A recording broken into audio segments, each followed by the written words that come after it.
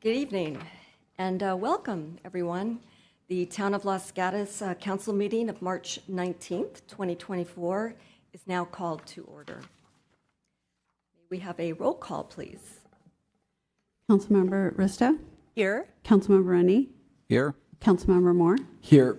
Vice Mayor Hudas? Here. Mayor Badami? Here. At this time, I am going to call Kaina Malhotra to the dais. She's going to be leading us to the Pledge of Allegiance.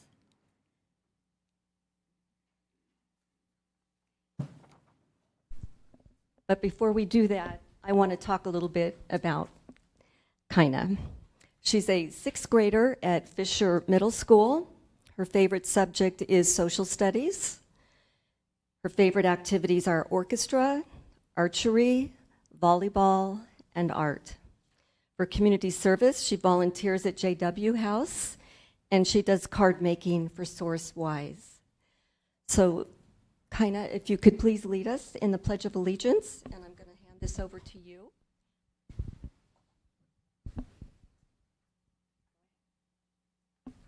I pledge allegiance to the flag of the United States of America and to the republic for which it stands, one nation, under God, indivisible, with liberty and justice for all. Thank you. At this time, shake hands with all the council members and vice mayor. We did. Thank you.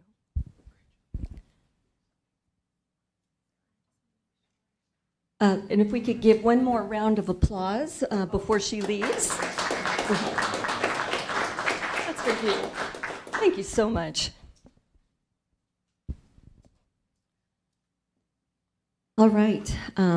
We have a proclamation tonight, so I'm going to step down to the floor.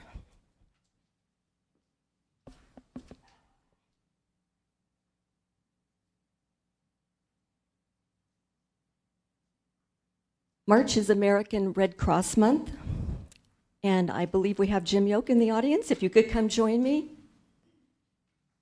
Welcome, Jim. And by the way, we honor you and all those who lead in their service to service people in need. So thank you. Volunteers make a life-saving difference in people's darkest hours by delivering shelter, food, and comfort during disasters, providing critical blood donations for hospital patients, supporting military families, veterans, and caregivers through the unique challenges of service, saving lives with first aid, CPR, and other skills, or delivering aid and reconnecting loved ones separated by global crisis. With this proclamation, I encourage all people to reach out and support its humanitarian mission. Thank you.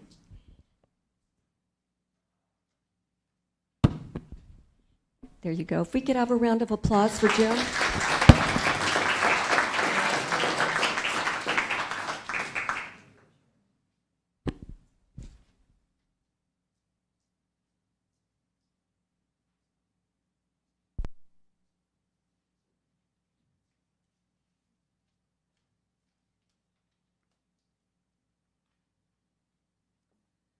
Okay, at this time, we're going to move to our consent items. And these are items that are considered routine town business and may be approved by one motion. Any member of the council can pull an item from consent or comment on it. Do I see any council members wishing to pull an item? Seeing no hands. At this time, members of the public may comment on any item on the consent calendar. I see no one coming forward. That being said, I will go back. Councilmember Rennie. Mayor, I'll make a motion to approve the consent items consisting of items 1 through 8. Do I have a second? Councilmember Risto? Second.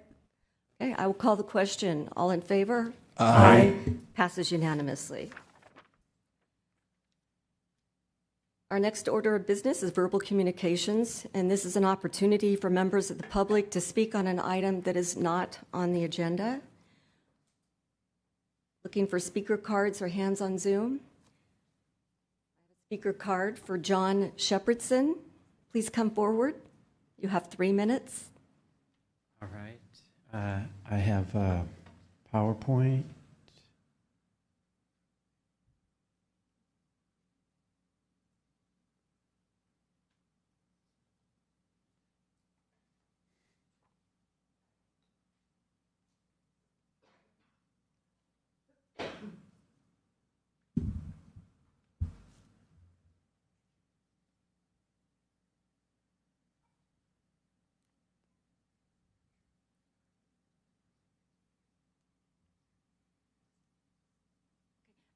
Should we restart his time to give him the full 3 minutes? Is there a flipper or just, okay. Thank you, Mayor Badami and the entire council. This is a brief PowerPoint about the Marisu School fields. Union School District has sent out a proposal to sell those fields to, I believe it's Robeson Homes has been the one that's been accepted. And these fields, I grew up in the neighborhood, Bellwood, so I have this emotional connection to these fields. And there's going to have 12 single-family homes, and they're going to sell for about $4 to $4.5 million. And I understand it that the Union School District wants to raise money for their district. What I'm encouraging the council is to consider at some point, if it has its influence, to protect the fields and keep them for open space. And as an alternative, to have the reduction in the single-family homes, perhaps from rather than 12, maybe 10, and keep some area for open space. If we want to continue with the slides, this is just keep going. This is just a little information, and we can stop there. This is the, if we can go back, the Naylor Act. And the Naylor Act was legislation passed to really protect these open spaces from being sold by districts, and so it'd stay in the community and allow agencies like a council or the county or Parks and Recs to purchase the land at actually 25% of the fair market value. What happened here, based on my research, is that because it's an income-producing exchange of properties, that the Naylor Act does not have to be complied with. So they didn't have to give notice to the council, for example, 60 days notice. And so something like this, and not only with this project, but maybe other projects, open space land may be sold without you all getting notice of it. And so I think for this project, what can be done to keep the open space open, I would encourage. And for future projects, to be alert that maybe other land in Los Gatos will be sold and you won't have notice of that. So if we could flip through, I just have a few more seconds here. This is just the priorities in terms of how the land is to be offered. We can keep going.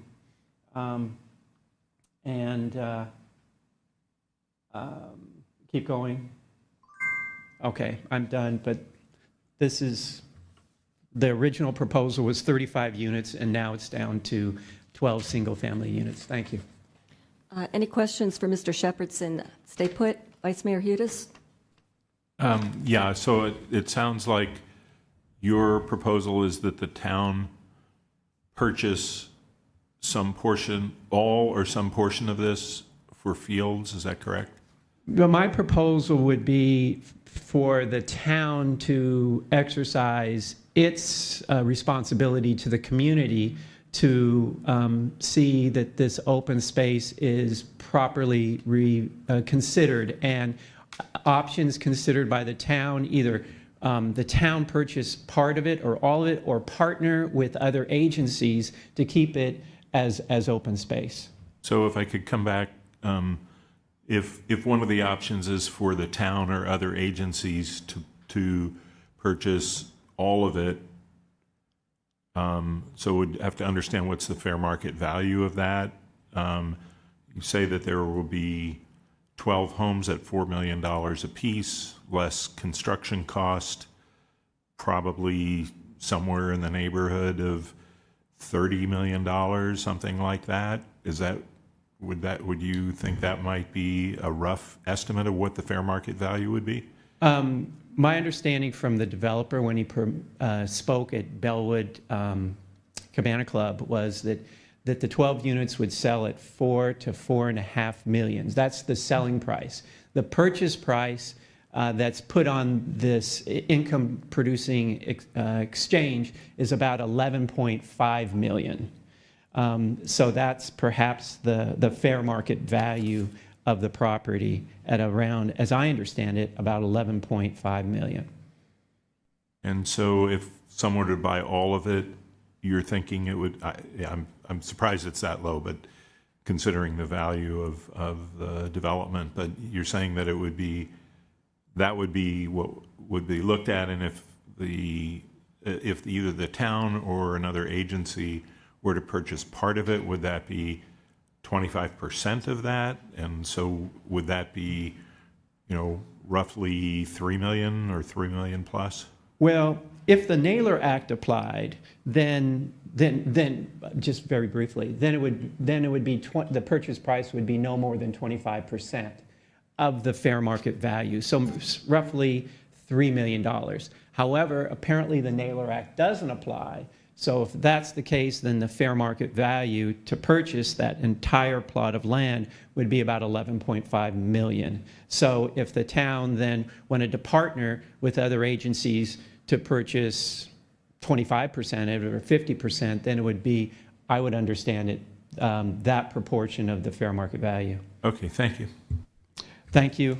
And I heard about your announcement, and I honor your service.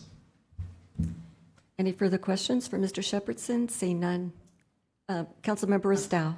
Thank you. I do have a question. Have you addressed the school board, the relevant, the body that is selling or doing this financial exchange? Yes, I spoke at one of their meetings, and they proceeded with the sale or entering into this contract with Robeson Homes.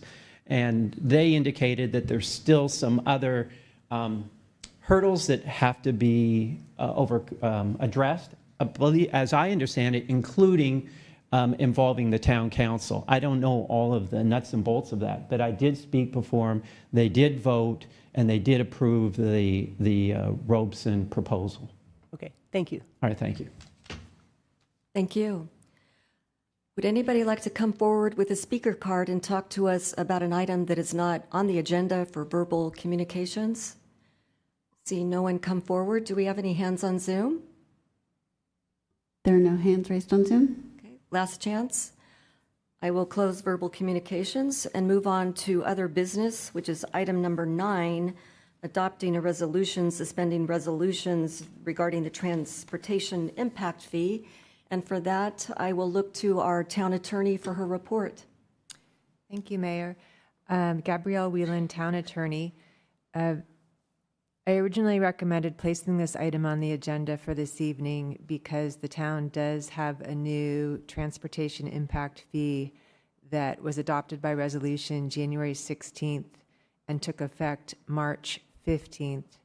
The Parks and Public Works Director and I are working on reviewing the methodology that was used to derive that fee. I'd like to recommend that this item be continued to April 2nd because we're still pulling together information regarding the methodology that was used, and the council would be able to discuss the fee in its entirety at the April 2nd meeting. That said, if the council is open to suspending the existing resolution, that could be done this evening. But we did want to let you know that we'll have a more robust discussion ready on April 2nd. Thank you. Any questions from council members? Vice Mayor Hudes. So my understanding is that it went into effect on March 15, and there'll be consideration of suspending it on April 2nd. Is that correct? That's correct. If the council votes to move this item to April 2nd, staff will schedule it for the April 2nd meeting. Okay, so what is the exposure that the town has, during the next 17 days or whatever? If an applicant were to pay the existing transportation impact fee and object to the amount or the methodology, they could pay the amount under protest, and there's a lengthy period of time after an applicant pays under protest for town staff to meet with the applicant. So there's no immediate exposure. Thank you. What would be the likelihood of that happening? We've been conferring with Community Development Department, and it's very unlikely that any large projects will be paying the transportation impact fee between now and April 2nd. There are a number of single-family home applications that would be subject to the existing fee, but staff proposes that if the fee changes in the future, those single-family homeowners receive the difference. Thank you. See no other questions. I'm going to open public comment and see if anybody would like to speak to us on this item. I have no speaker cards. No one's coming forward. Do we have anybody on Zoom? There are no hands raised on Zoom.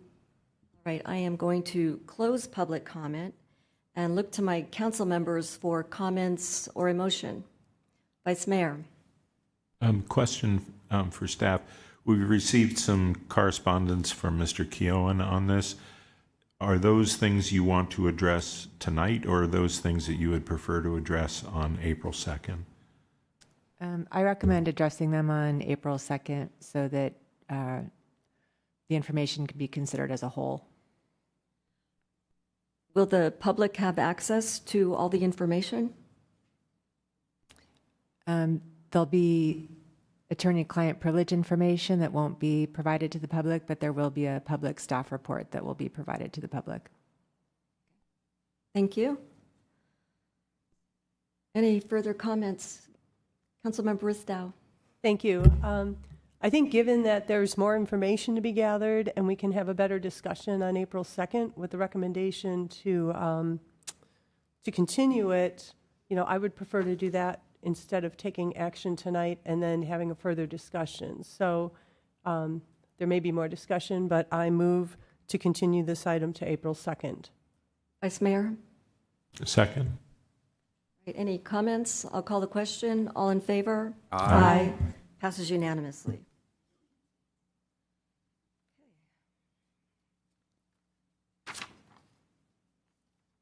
Moving on to item number 10, which is to introduce an ordinance amending Chapter 29 of the zoning regulations regarding appeals. Mr. Mullen, we're ready for you.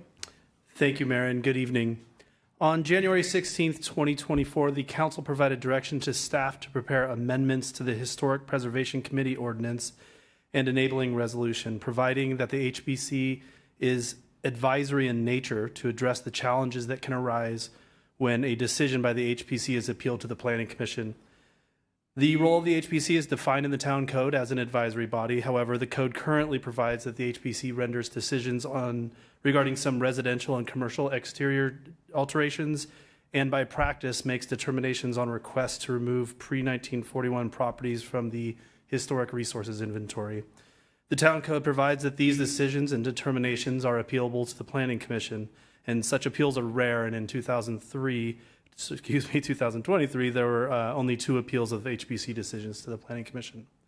As detailed in the Planning Commission staff report, the draft ordinance and enabling resolution provide that the HPC forwards recommendations to either the Planning Director or the Planning Commission, who would render the final decision. These final decisions would be subject to appeal. And lastly, consistent with the Town Council's direction, appeals considered by the Planning Commission would not require recusal of the planning commissioners that serve on the HPC. On February 14th, the Planning Commission considered the draft HPC ordinance and enabling resolution and recommended approval to the Town Council. Based on the evidence provided before you this evening, staff recommends that the Town Council introduce the draft ordinance and adopt the draft enabling resolution by taking the steps outlined on page 151 of your packet. This concludes my presentation, and staff's available for any questions. Thank you, Mr. Mullen, for the report. It's quite thorough, so thank you. Any comments, questions, not comments, just questions at this time from council members? Seeing none, I'm going to open public comment and see if any member of the community would like to come forward with a speaker card and talk to us on this item. I have no speaker cards on my desk here.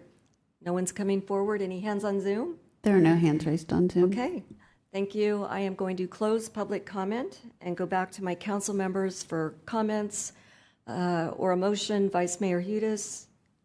I had a question. In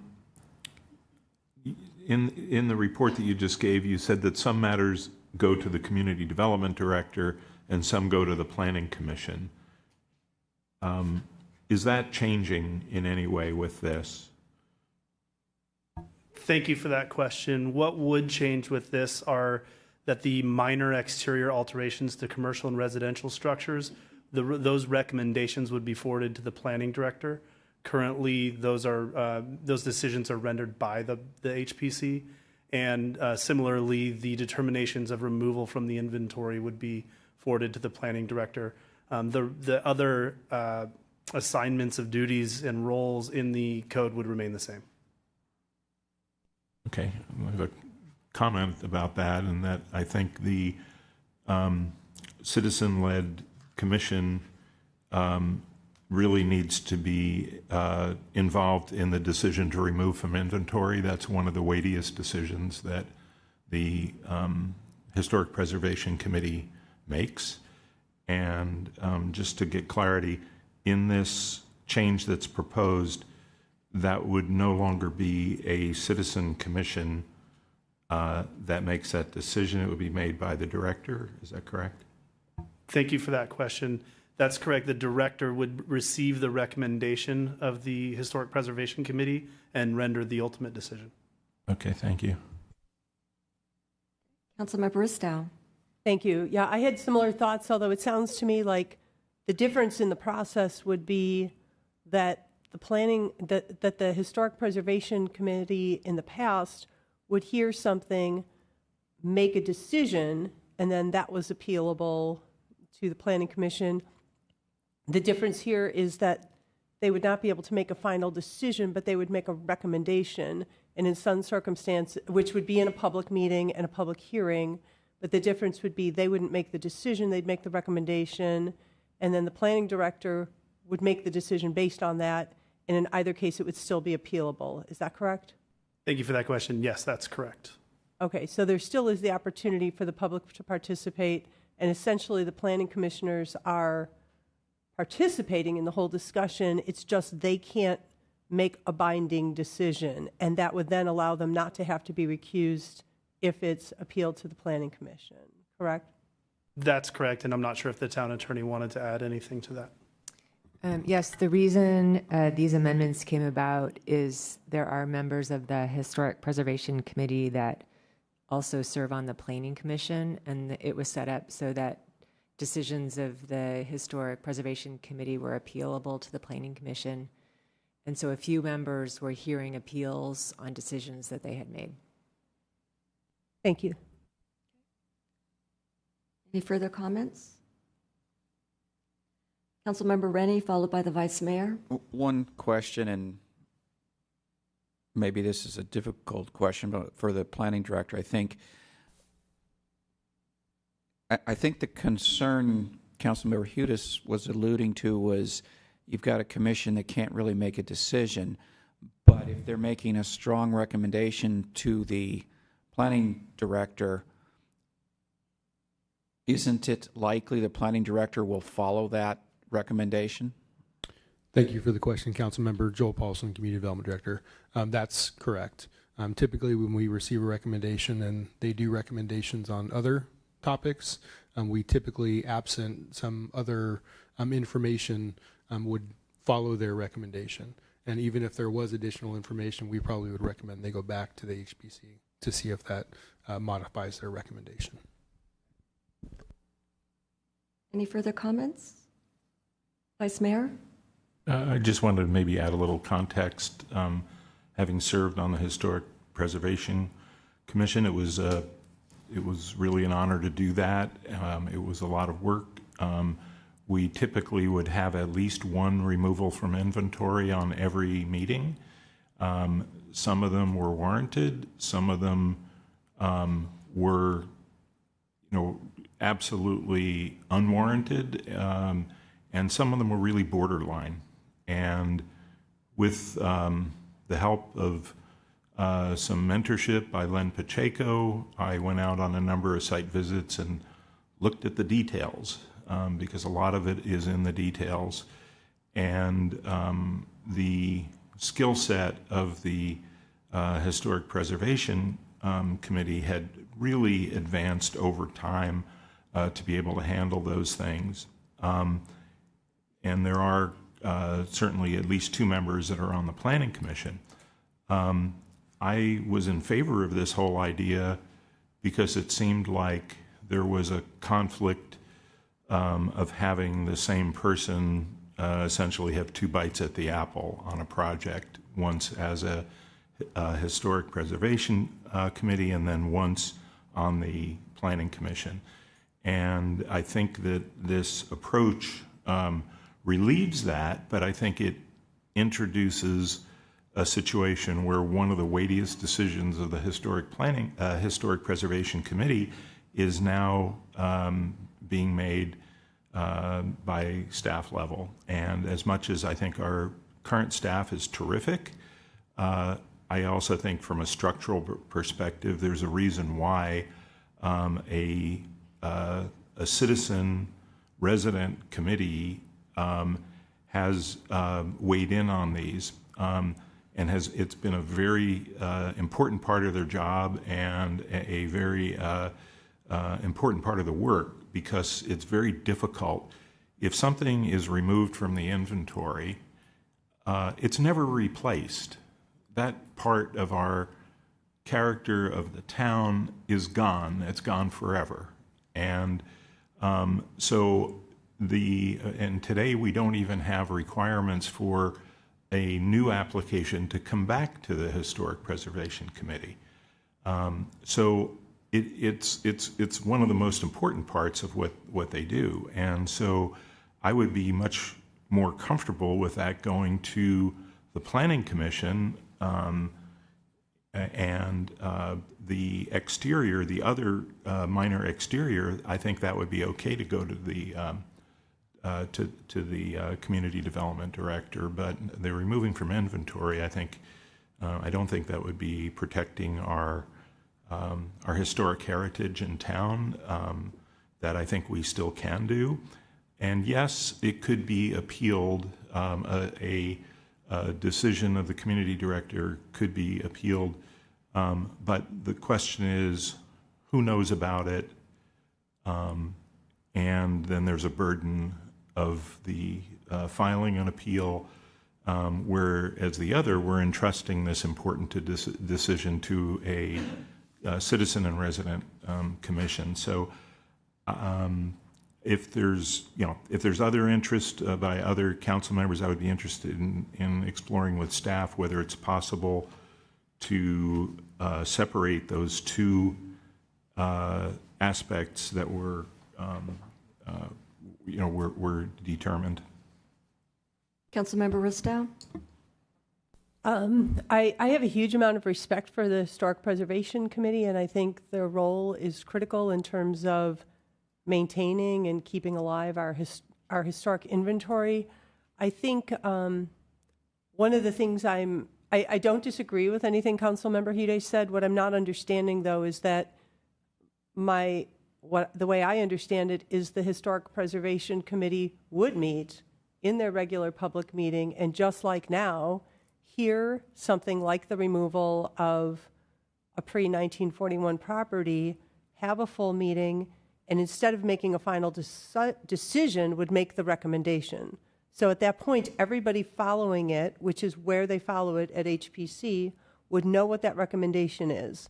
If there's a concern that somehow a planning director is going to then make a different decision and nobody will know what it would be, I mean, I think that's the only situation under which there would be concern. I would think you just, at the next HPC meeting, report back what the decision was. Did the planning director follow the recommendation or not, or why not? But I think people, in the same way they know what's happening at HPC right now, would know exactly what was happening. It's just there would be this formality that the planning director would make the final decision. And then I think, if I'm understanding what Councilmember Hude said, he's now saying instead of going to the HPC, the decision should go to the Planning Commission, or maybe not. You're saying that the recommendation should go to the Planning Commission instead of the director.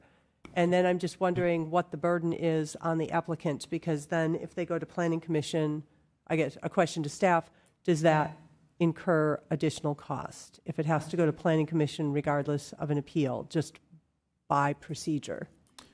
Thank you for that question. There is a nominal fee for appeals currently of Historic Preservation Committee decisions. Those appeals would be removed under the draft ordinance. And if under Vice Mayor's Hudez's direction or idea, the removals from the inventory would be forwarded to the Planning Commission.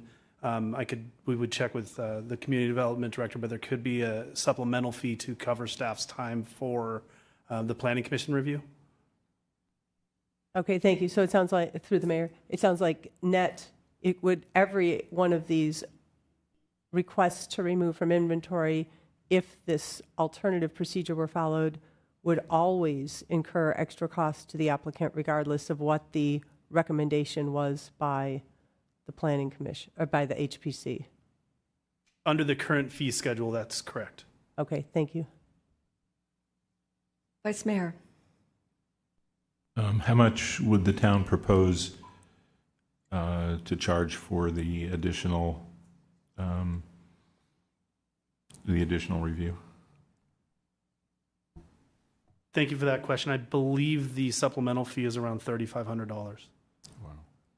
For Planning Commission review. And through the mayor, Joel Paulson, Community Development Director, there's also the aspect of the time for the applicant, because many of these items, even when it's whether it's a recommendation or a decision by HPC, many of those projects don't have to go to Planning Commission. So there's an additional time frame of, depending on the circumstance, there are instances, as I'm sure most of you who have sat on HPC are aware, where they just come forward, they don't have a project, but they want to be removed from the inventory. So then we would be taking just that component to the Planning Commission, and then after that decision's rendered, then they would make the decision on how their original project is going to move forward. So there also is a timing aspect, but I think Planner Mullen is correct. The supplemental fee is typically around $3,500 because of the time involved with noticing, staff time, and then attending the public hearings. Councilmember Moore. Thank you, Mayor. So with all of that information, to me, I'm perfectly comfortable with what is being proposed in the staff report. Okay, I think we're still at questions from council members. Okay, all right. Vice Mayor, you have a question? Yeah, again, coming back to that fee, is that something that could be modified since essentially it would be the same preparation, I think, for the HPC as for the Planning Commission? Is that something that the council can modify? Thank you for that question. I believe the council could modify that in their consideration of the annual fee schedule. Thank you. Through the mayor, yeah, I think a separate fee could be added for that, but the delta from is mostly to cover the additional resources from a staff perspective. So it's still the same effort from admin staff all the way up to myself to review an actual report. It's not the same information that goes to HPC. It would be supplemented. Vice Mayor? Again, since this is being proposed to alleviate conflict, which, obviously hasn't had any issues because we haven't, I don't believe, had any lawsuits on this. But it's something we're doing out of an abundance of caution. How do other municipalities handle this with regard to a historic preservation committee making a recommendation to a planning commission, and are the fees of that magnitude? I think in some jurisdictions, the members of the Historic Preservation Committee don't overlap with the membership of the appeal body, and so they don't have the issue. And I'm not familiar with what fees they charge for review of removal of historic properties from the inventory. But I think Los Gatos is somewhat unique in having Planning Commission members that serve on the Historical Preservation Committee. Councilmember Ristow. Yes, I have a question for staff. I just want a reminder. We already discussed the possibility of having an HPC without planning commissioners, and we are in this position because it was determined by a majority of the council that we would prefer to retain planning commissioners and find another way to make this work, correct? Thank you for that question. Yes, that's correct. Okay, so our HPC is unique or almost unique among others in that we do have planning commissioners on there? Yes. Okay. Thank you. Any further questions? Seeing none, I'm going to open public comment on item number 10. I have no speaker cards. No one's coming forward. Do we have any hands on Zoom? There are no hands raised on Zoom. Chance. All right, I'm going to close public comment, and I'm going to go back to my fellow council members. Councilmember Rennie. So we've already asked questions that kind of get to both sides of this. I'm thinking this is a pretty good compromise we should try. I still like the idea of having the expertise of the planning commissioners on this, and the planning commissioners also learn some new things also. So I just really like that.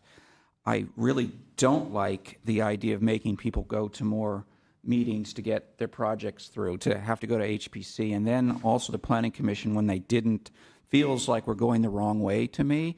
We've done, earlier in several years ago when I was still on council, we spent a lot of effort trying to streamline our permitting processes so it's easier and less expensive for our public.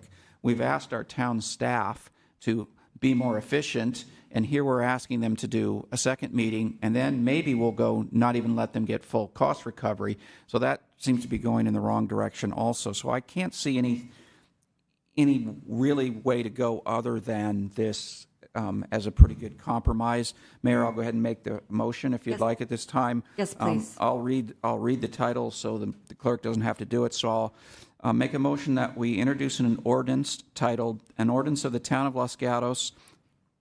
Why does it say that twice? Of the Town of Los Gatos, amending Chapter 29 zoning regulations of the town code regarding appeals from the decision by the planning director, appeals from the decision of the Historic Preservation Committee, assignment of duties to the planning director, assignment of duties to the planning commission, powers and duties of planning commission, powers and duties of the planning director, powers and duties of the Historic Preservation Committee, and all of which is in attachment 1. And we adopt a second resolution titled Resolution of the Town of, well, I guess the first is an ordinance, so a resolution also titled the Resolution of the Town Council of the Town of Los Gatos, amending the Los Gatos Resolution of the Historic Preservation Committee and rescinding Resolution 2021-043, which is found in Attachment 2. Councilmember Risto. Thank you. I'll second the motion, and I have a question. Do we need to also make the findings?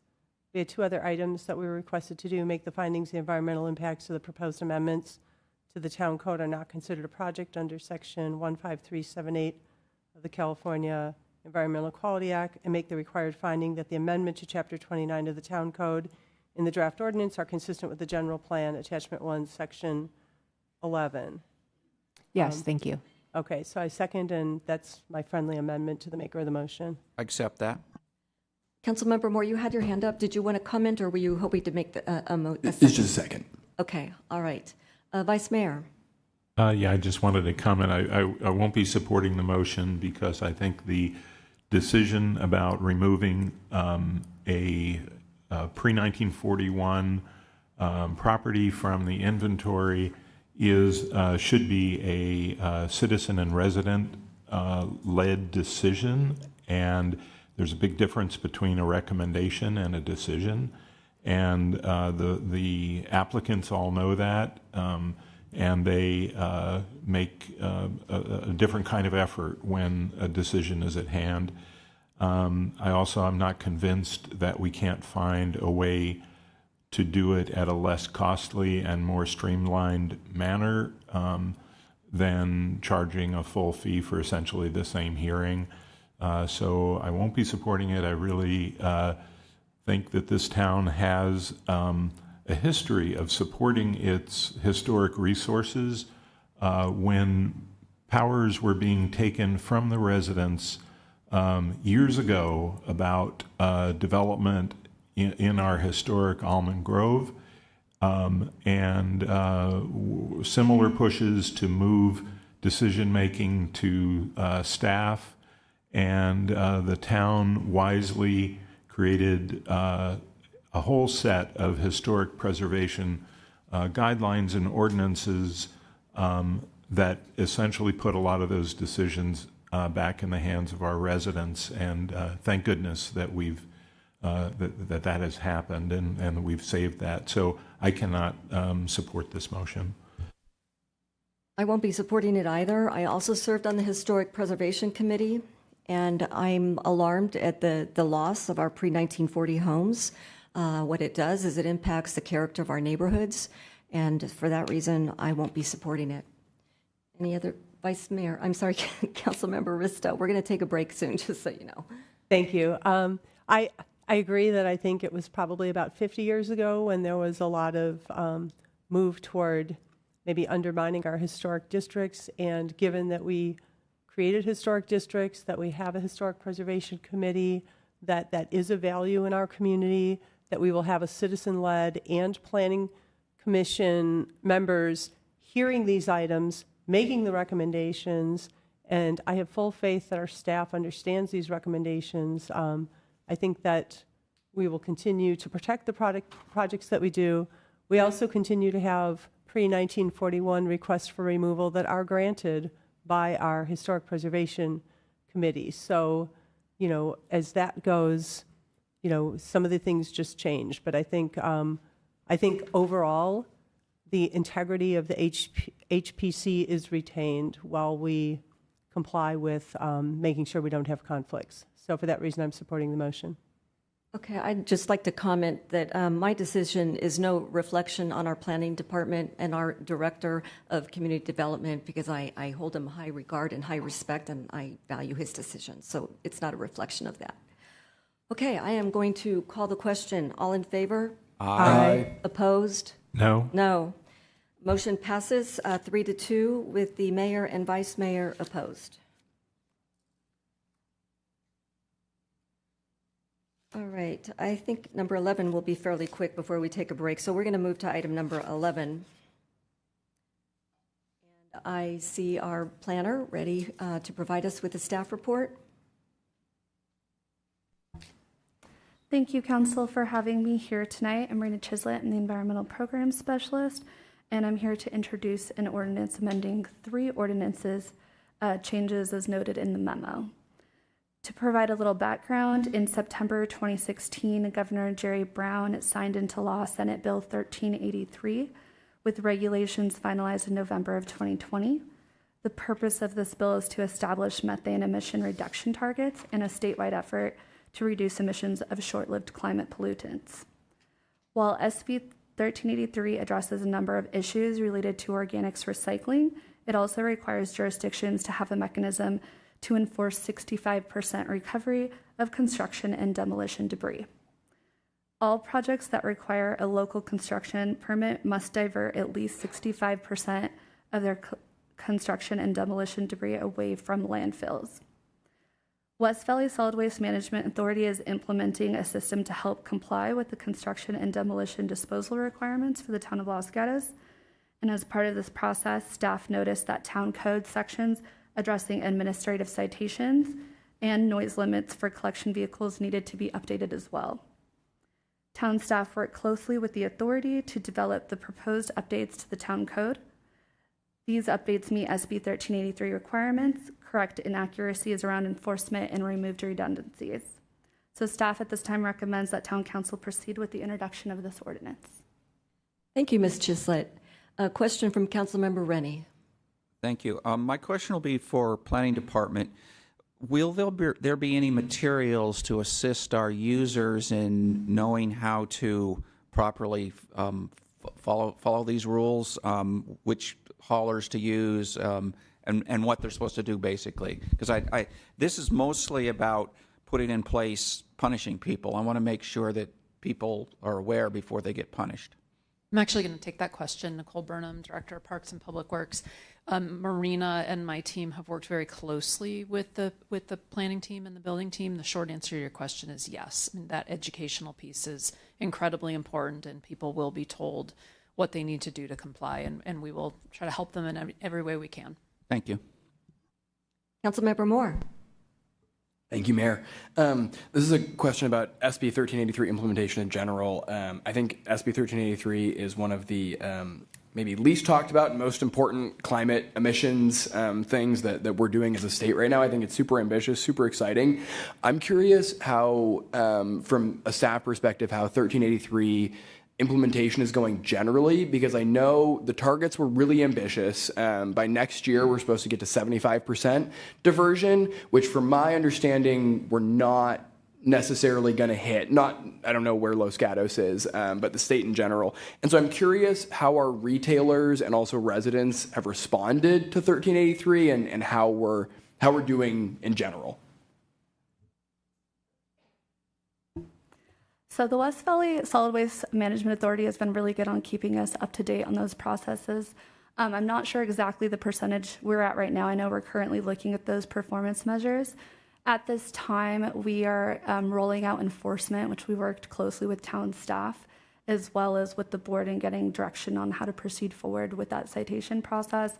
But it is mostly an educational component, which we've been working very strongly with the West Valley Solid Waste Management Authority. And we actually have attributed additional cost towards the outreach efforts, working with local commercial businesses, as well as multifamily, which has been a big one that I feel like kind of got missed the first time around. They did a really good outreach component for the single families and providing the pails, but I think like we're kind of at that point that we really need to work on the multi-purpose approach or the multi-house approach. So I appreciate that. Thank you very much.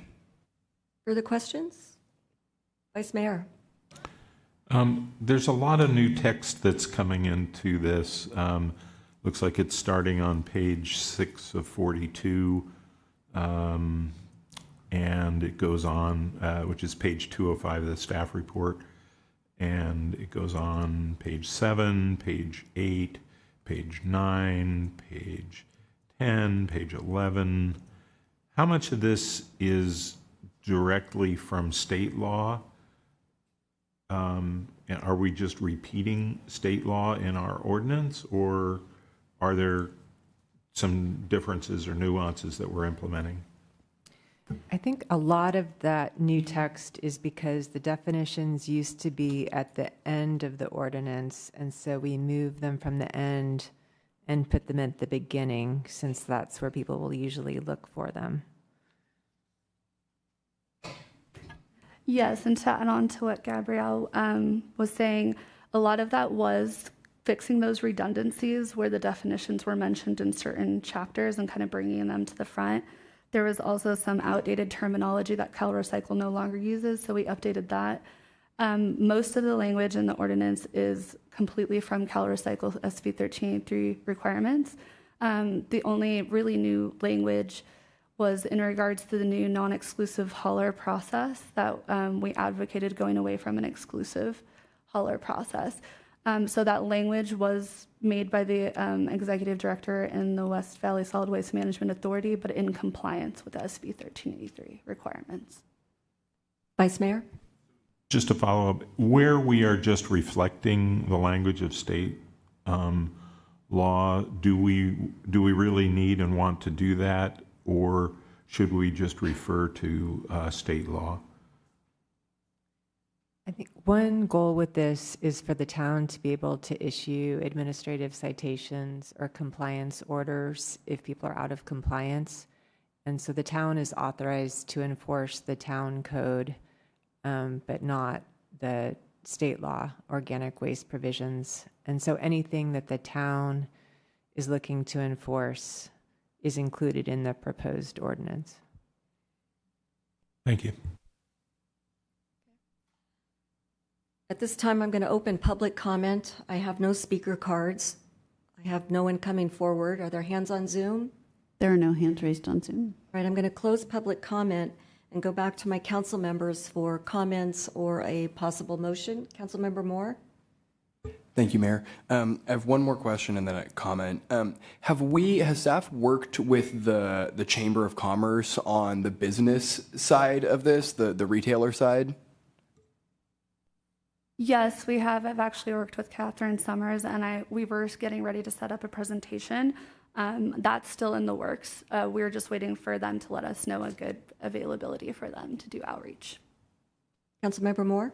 Yeah, that's great. Thank you. Yeah, I think, and so my comment is I appreciate all of the work and thought that's gone into this. I think this is all super, super, super important. And so as the communications materials and an outreach and education campaign comes to life, I would, if at all possible, appreciate sharing with the council so we can help push this out to the town, business owners, everybody, because I think my interactions with this law have been that it really is an education piece. And I think a lot of when I've talked with the Safeways and the restaurants, a lot of them are super happy about this, that there's now organizations that are set up to take their organic waste, and that's a really good thing because they were throwing away so much. And so I think as much as the council can help educate the community about this, I think it'll be help it be as effective as it can be. So thank you for your work on this. Councilmember Ristow. Thank you. Yeah, going along with that, I do think that the Chamber of Commerce can play a really integral role, especially with the restaurant group, because I know that, for example, at Live Oak, they have essentially 3 days a week food that's brought from 3 different grocery stores, Monday, Wednesday, Friday. And given the quantity of food that our restaurants might have as leftovers that they can no longer throw away, thank goodness, it would be great if that can first be diverted to Live Oak or other local community organizations. And I'm hoping the chamber can help pull them together and coordinate with the town and coordinate with our groups that can serve food. So, yes. Vice Mayor? Yeah, I agree. Messages that was going in. I'm sorry, I saw a hand open. No, I think that's a great point. And what I could do, because actually the edible food recovery part of it is a county-ran effort. It's actually not part of our compliance model, but I could definitely make sure that they're connected to the resources, but they also should be working with the county, but I will definitely be providing those resources, and I could bring that to council as well. Okay, thank you. And I don't want to increase your scope of work. I would hate to see local food getting shipped out in a countywide program out of town when there might be places where it can be used first. And I think that the chamber might be the better place to coordinate that rather than to town, but that encouragement and education of what the county program is would be great. Thank you. Vice Mayor? Yeah, I agree. This is a really positive move forward, and can use the help of everyone to communicate and to get the benefits of this change. I had a question about a detail on page 40 of 42, which is page 239 of the staff report regarding noise limits. And I'm looking at section 16.20.01 at the bottom of the page on noise. And is there a change that's being made in that? I think I see a strikeout of no agency, no persons shall suffer any noise disturbance. And it looks like we're changing that to except for professional refuse collection agencies. Is that an intentional change to allow certain agencies to make noise during that time that they weren't allowed to before?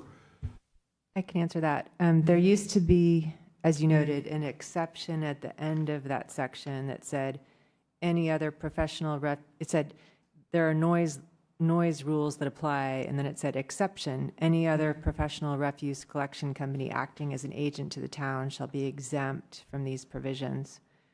And so rather than have an exception hanging out there by itself, we incorporated it into subsection A so that it's all one statement. Good. So that's not a change, really? Correct. Okay, thank you. Any further comments? And before I forget, in the definition section, there is, in the definition of approved construction and demolition debris processing facility, the word debris is missing. And so when the ordinance comes back for adoption, the version that you'll see will say approved construction and demolition debris processing facility means. Councilmember Moore.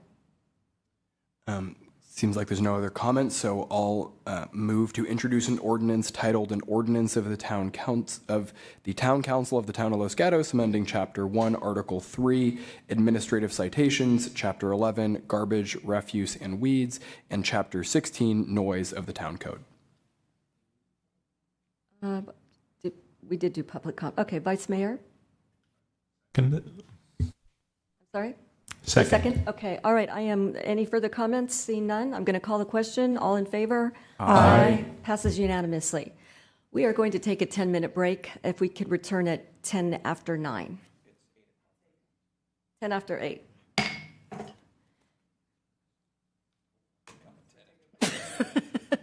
That would be nice.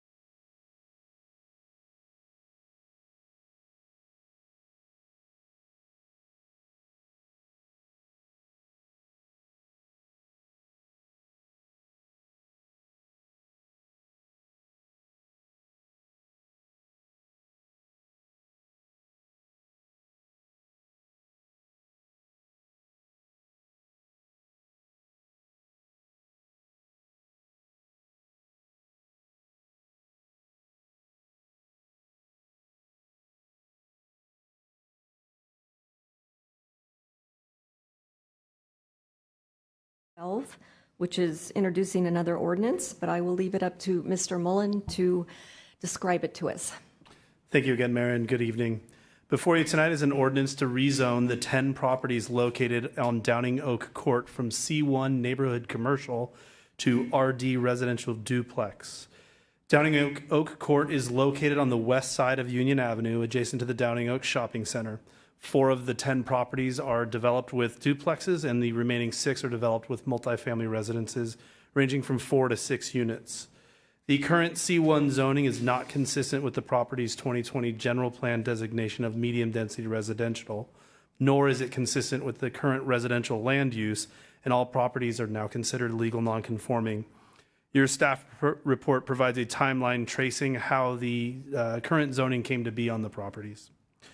The primary purpose of the proposed rezoning is to comply with Government Code Section 68560, which requires that the town's zoning ordinance be consistent with the adopted general plan.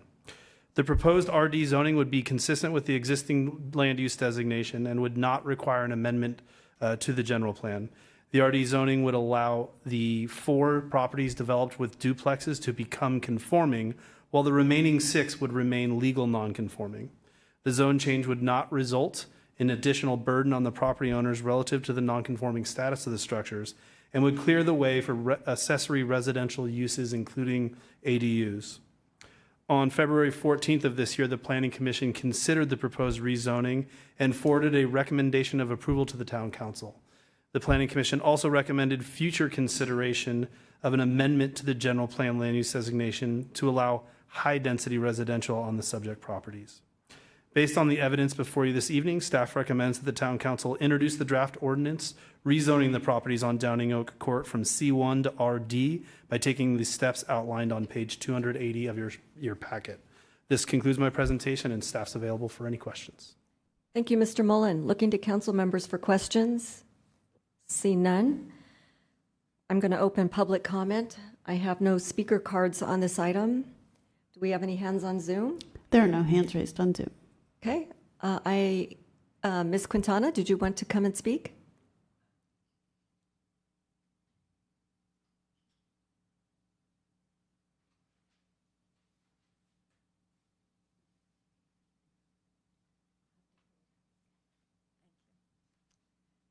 See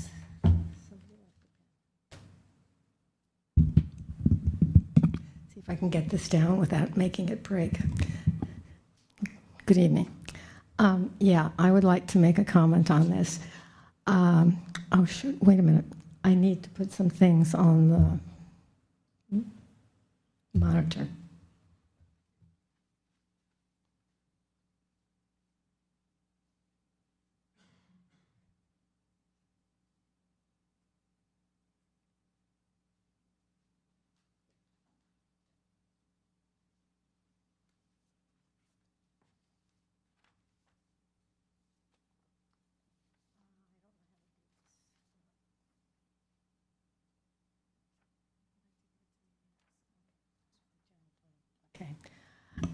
First of all, I'd like to say that it seems to me that the existing uses on the property are not in conformance with a designation of 5 to 12, since a lot of them go over that. Seems like this is an area that, which is what I want to show. Well, I'll just describe it to you. What you have in your packet doesn't show the whole picture around the neighborhood. The neighborhood commercial zoning extends all the way up to Los Gatos Almaden Road, and that property is zoned C1, but in the corner of it, it's zoned, there's a section that's zoned office. Across the street on Union, there is a designation of office. There's also a designation of C1 with neighborhood commercial. That's developed in a mixed-use housing and office. Along Pinehurst on the west side, there are multifamily units going all the way up to the Los Gatos Almaden Road. and along Lynn, going east to the edge of San Jose. West of San Jose. West of Pinehurst is San Jose and a school. So this area is commercial. It has office uses. It's near a school. It's near a high transportation corridors. It does not have transportation stops, but on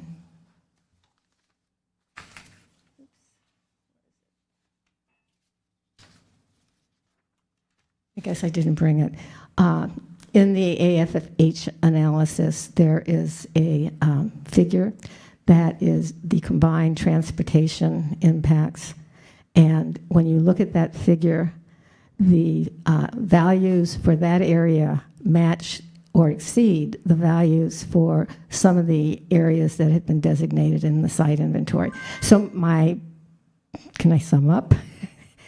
My basic, what I want to say is that it seems a waste of time, that's putting it not nicely, but a waste of time to pass ordinance of a zoning that in fact really isn't consistent with the existing general plan. Ms. Quintana. And that it would be thoughtful to consider changes that would make our housing element more effective.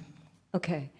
We have a question for you from Councilmember Moore. Yeah, very briefly, is your recommendation would your recommendation be to, instead of changing it to RD, change it to medium density residential?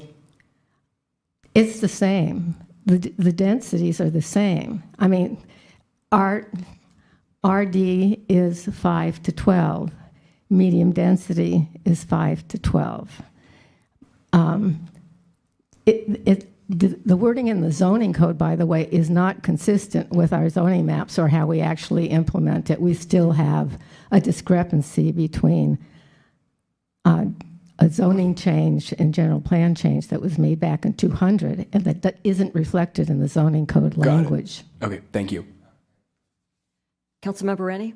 So, Ms. Quintana, I never quite understood your bottom line. Are you implying we should change it to a high density because you've got some units that meet high density there? No, I'm actually saying that you shouldn't change it now. You should do some more consideration of Program J? Exactly, because this could help Program J, I think. Okay, thank you. Thank you. Any further comments from members of the public that might want to provide a speaker card or hands on Zoom? Seeing none, I'm going to close public comment and look to my fellow council members for comments or a motion. Vice Mayor? So questions for staff on this. The Planning Commission recommended to consider a future general plan land use designation and zoning amendment to allow high-density residential. What's the definition of high-density residential? I'm going to defer to Planning Manager Jennifer Armour on that. Thank you. Through the mayor, Joel Paulson, Community Development Director. So currently, based on the 2020 land use element, the high density would be 12 to 20. So in this instance, there would still be one property that would exceed even that density. Would exceed high-density residential, is that correct? And how many stories is high-density residential? Thank you for your question. So density does not directly correlate to height. The height is based on the zone, and typically these are 30 to 35, depending on whether or not they have underground parking, and that is the current height. And Ms. Armour or Mr. Mullen might have additional comments, but it's in the 30 to 35 foot height range. Okay. Vice Mayor? And does staff think that this is suitable, this area is suitable for high-density residential? Thank you for that question. Staff hasn't provided or has not performed that analysis quite yet. we've been focusing on the change to the residential duplex. And through the mayor, I'd also just add that typically we don't want to have an isolated zone that doesn't have similar zones around it, i.e. spot zoning. And there is no high density residential around this, as illustrated in the Planning Commission staff report. Okay. Yeah, that was my observation when I drove around the neighborhood and looked in the adjacency to single family, that I was concerned about rezoning to high density residential. I understand that in the staff report, there's not a recommendation for the council to do that, but there is a recommendation from the Planning Commission, and I don't think it's suitable for high density residential at this time. So, I'm pretty much supportive of what is being proposed here, but I kind of would like to go on record that this should be medium density residential. And just to my point is, what we're doing, we're trying to make it so that these property owners don't lose anything. And so if they were to redevelop, they could redevelop at the density that they're at now, and they could do ADUs as well, which are permitted in other places in town. And I think it's very appropriate, and I think that's the intent of the what's being proposed here. And so I am supportive of the changes that are being suggested. I'm just not supportive of the recommendation to rezone this as high-density residential right now. Councilmember Ristow. Thank you. I think this solution kind of allows us to clean up a little bit with where the duplexes are, and it sounds like the higher density units, those owners, they're concerned that they might lose something or lose the ability to rebuild that's not a concern, because they would remain legal, non-conforming, and right now, even if we don't go any further than this recommendation, those higher density units can maintain that density. Is that correct? Thank you for that question. That's correct. The legal, non-conforming multifamily units would be able to maintain that status. Nothing would change for them under the RD, except that accessory residential uses would now there'd be potential for those. And if the structures were damaged or destroyed by something like fire, they could be rebuilt in the same manner with the same number of units. Okay, thank you. So we would not be under any risk of losing density even if we just go to the RD at this point. I believe that's correct. The only scenario I can contemplate is complete at-will redevelopment, so not being destroyed by an event like fire. So if you're legal non-conforming and you choose to demolish a building and redevelop the site, it would need to fit in with the allowable density. Okay, thank you. Councilmember Rennie? Two questions. So I think the comment from Ms. Cantana was this was inefficient. I think it would only be inefficient if we were using up one of our twice yearly, is it, or 3 times yearly, 4 times yearly change to general plan. And this is not a change to the general plan, so we don't use up any of that. So there's nothing extremely inefficient about this, except in the idea that maybe once we work on Program J, we might again change it to something else. But there's nothing extremely inefficient about making this cleanup now, is there? Thank you for that question. I can start. I don't believe that there's anything inefficient about this. And in fact, it will clear the way for some projects, for some current homeowners that are on hold waiting for the zoning to be cleaned up for them to do some development. And second question, so if we do go to this medium density, or I'm not really sure what the difference between RD and medium is, since they're the same density, 12 to 20, anybody that comes with 20% low income units in whatever project is going to be able to get a density bonus and then exceed the medium density anyway into the high density. Is that true?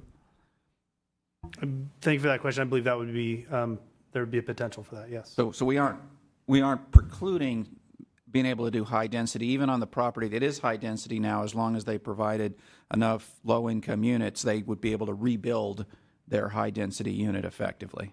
If they utilized state density bonus law or something similar, they could. Thank you. All right. Any comments more from the council members, or should we just go to a motion that somebody might want to volunteer? I can try one. And I move to introduce an ordinance by title only, titled an ordinance of the Town Council of the Town of Los Gatos amending the zoning from C1 neighborhood commercial to RD residential duplex for properties located at 15025, 15026, 15039, 15040, 15053, 15054, 15066, 15067, 15080, and 15081 Downing Oak Court for attachment 1. Councilmember Ristow. Thank you. I'll second the motion. And then I think implicit in the motion was to make the findings that are set forth in the staff report regarding CEQA and consistency with the general plan. Is that true? That's true, Okay. yes. Okay, any comments before I call the question? All right, I will call the question. All in favor? Aye. Passes unanimously. Vice Mayor? Yeah, I would like to offer a second motion. Along the lines, the Planning Commission had two parts to what they recommended to the council. The first was what we just passed. The second was to recommend a consideration of a future designation, future general plan land use designation and zoning amendments to allow high-density residential. And my motion would be to recommend consideration of a future general plan land use designation and zoning amendments for medium-density residential. Because and that's my motion, and what I'm explaining is that I don't believe that property with its adjacency to single-family residential is appropriate for high-density residential. I don't think it has the proximity to transit, and I think it was one of the reasons it was not one of our sites for site inventory.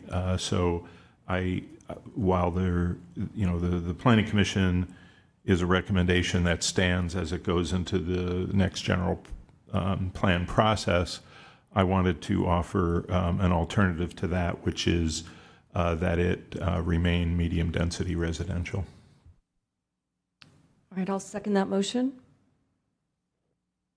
Councilmember Moore, followed by Councilmember Ristow. Thank you. Question for staff on that. Would that interfere with what your perception of what folks are trying to do on the site now, or is it mostly medium density residential redevelopment? Thank you for your question. I'll start, and then if Mr. Mullen reaches back, then he can finish. It wouldn't preclude what folks are looking to do. They're looking to do ADUs, and the ADUs don't count as density. It also would even offer the opportunity for those sixplexes that are already over the density.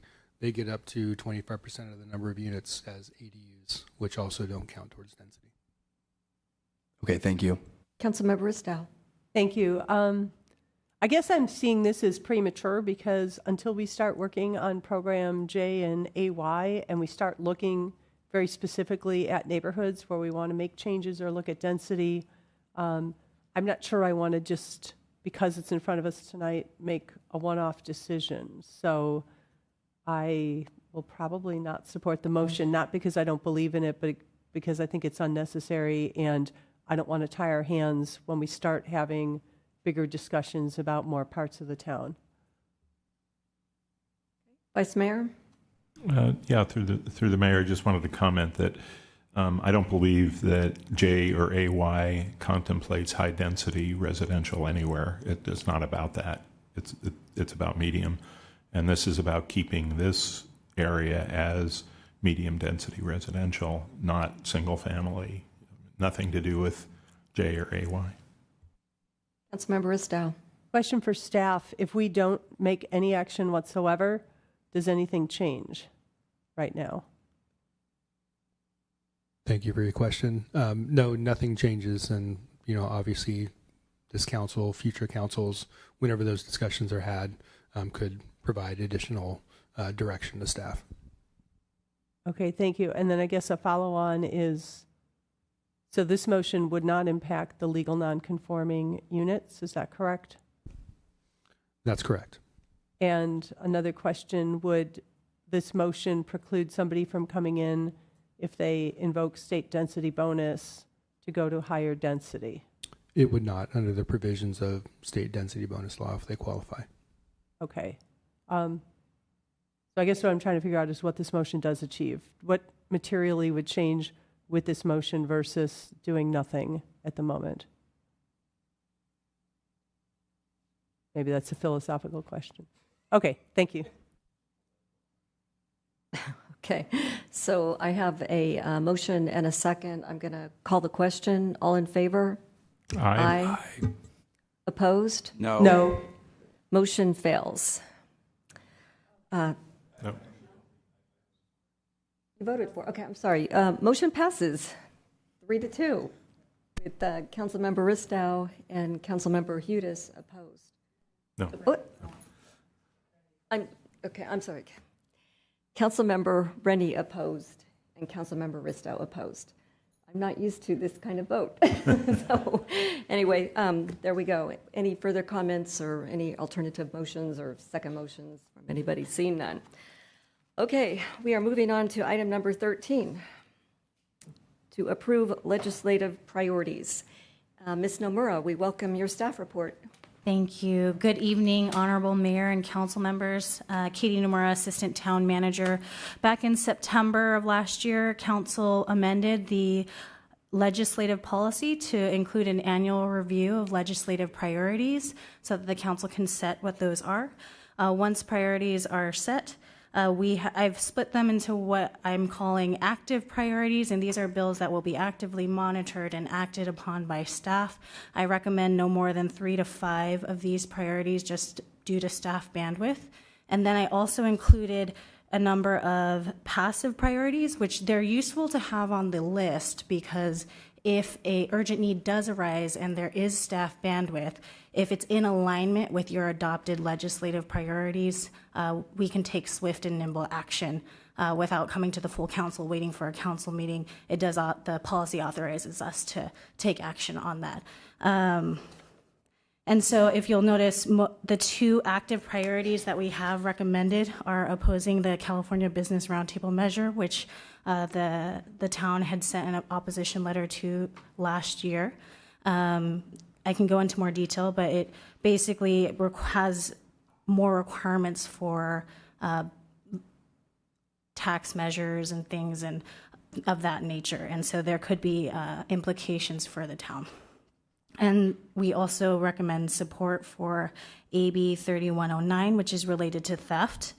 And it would allow for, if a person has one conviction for a specified theft offense, that it would make a second or subsequent conviction punishable by imprisonment in the county jail not exceeding 1 year or 60 months or 2 or 3 years.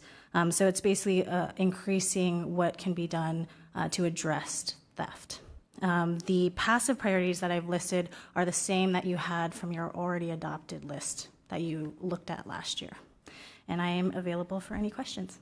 Okay, so just to be clear, you've listed 2 active priorities, and with staff and their workload, you're assuming that maybe you could take on 1 to 3 others or measures as directed by council. That's correct, for a total of 5, up to 5. Okay, thank you. Council members, Councilmember Moore. Thank you. So thank you very much for this. This is always interesting and exciting. On the passive priorities, so something like, so one thing that I've been hearing a lot from folks in town about is something like e-bikes, just as an example. Something like e-bikes. I'm wondering if something that that seems like maybe it wouldn't fall into transportation speeding. And so I'm wondering how we would think about something like that. Like if there was a really, there was a piece of e-bike legislation. I haven't seen anything yet, but I think e-bikes will probably get legislated on in the next, 1 to 2 years. And we were interested in that. Do we need to add that to the passive priorities? How would staff think about that and how council interacts with it? Thank you for the question.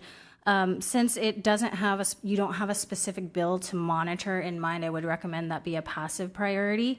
And in that instance, it would just be useful if the council indicates what position they would like to be taken on a given circumstance, so we can effectively use it should an urgent need arise and there be staff bandwidth to take action. And if I may, Mayor, there are already pending bills to address e-bikes because this is a phenomenon. And of course, we worked on our own local ordinance with the help of our youth commission and town attorney. So I would think getting involved in the e-bike issue might be a little bit complex because it deals with the vehicle code, it deals with other safety measures. So if council does want to include e-bikes as a passive priority, to the extent you could narrow what aspect of e-bikes, if it's e-bike safety, speed, regulations on the manufacturing, I mean, there's just so many variables that the legislature could tackle. Because if it's just e-bikes, that would be too big for us to monitor. Thank you. Understood. Councilmember Ristow. Thank you. Yeah, e-bikes gets to be a really big topic. I think there is legislation examining licensing for Class 3 e-bikes, and those are e-bikes that can go up to 38 or 28 miles an hour. So I'm not sure, I'm just throwing that out there. I'm not saying that we want to monitor it, but if we were going to monitor e-bikes, that would be something like for us to know if there's going to be licensing for the use of e-bikes, and then depending on what that is, whether we want to support that or not, because we probably don't want another layer for our police, but we also want safety.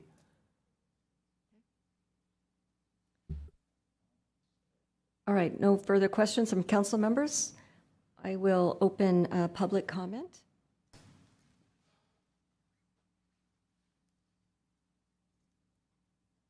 I assume it's for Mr. Suzuki. And come on up. Hello. Oops. I'll just talk. I do not think that we should endorse increasing the punitive measures against theft. There is quite a bit of research out there that shows that incarceration destabilizes people's lives, which can lead to increased rates of reoffenses.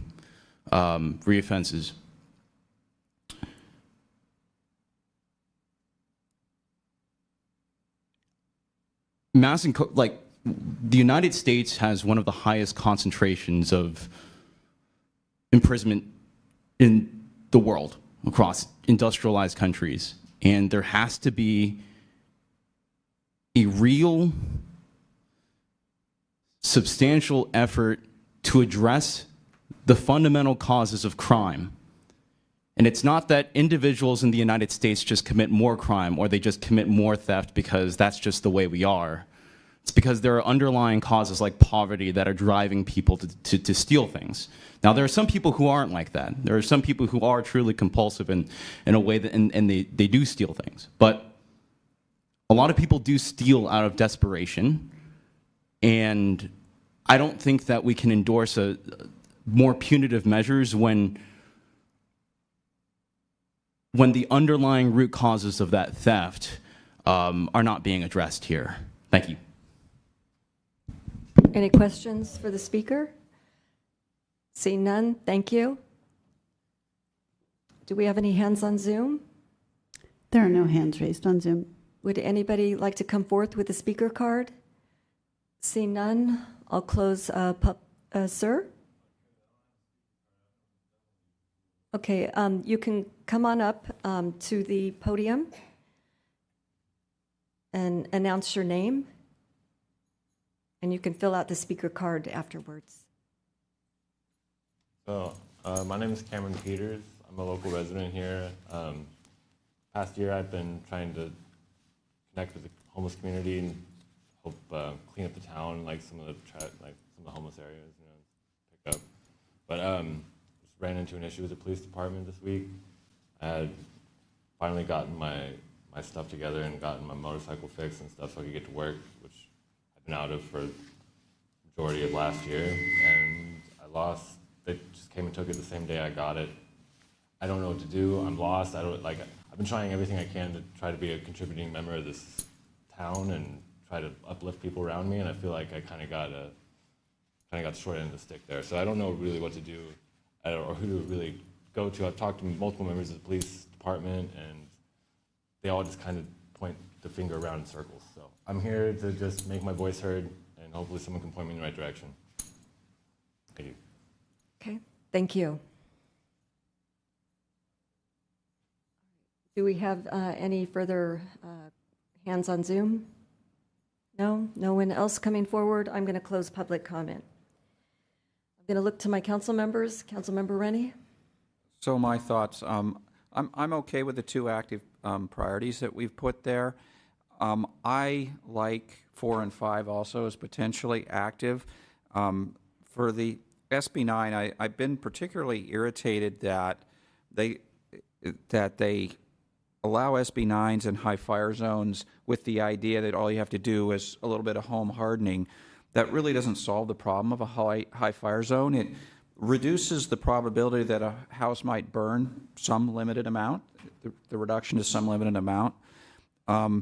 It still requires our fire departments and CAL FIRE and so forth to go and try to evacuate people. Now you have higher density trying to evacuate out of the high fire zones. You have more houses that the fire departments are trying to defend in the case of a fire. They're gonna burn unless they're really lucky. The home hardening may help a little bit. So it really feels like SB 9 did not. It probably was a compromise of some sort. Were they allowed in the high fire if they made these improvements?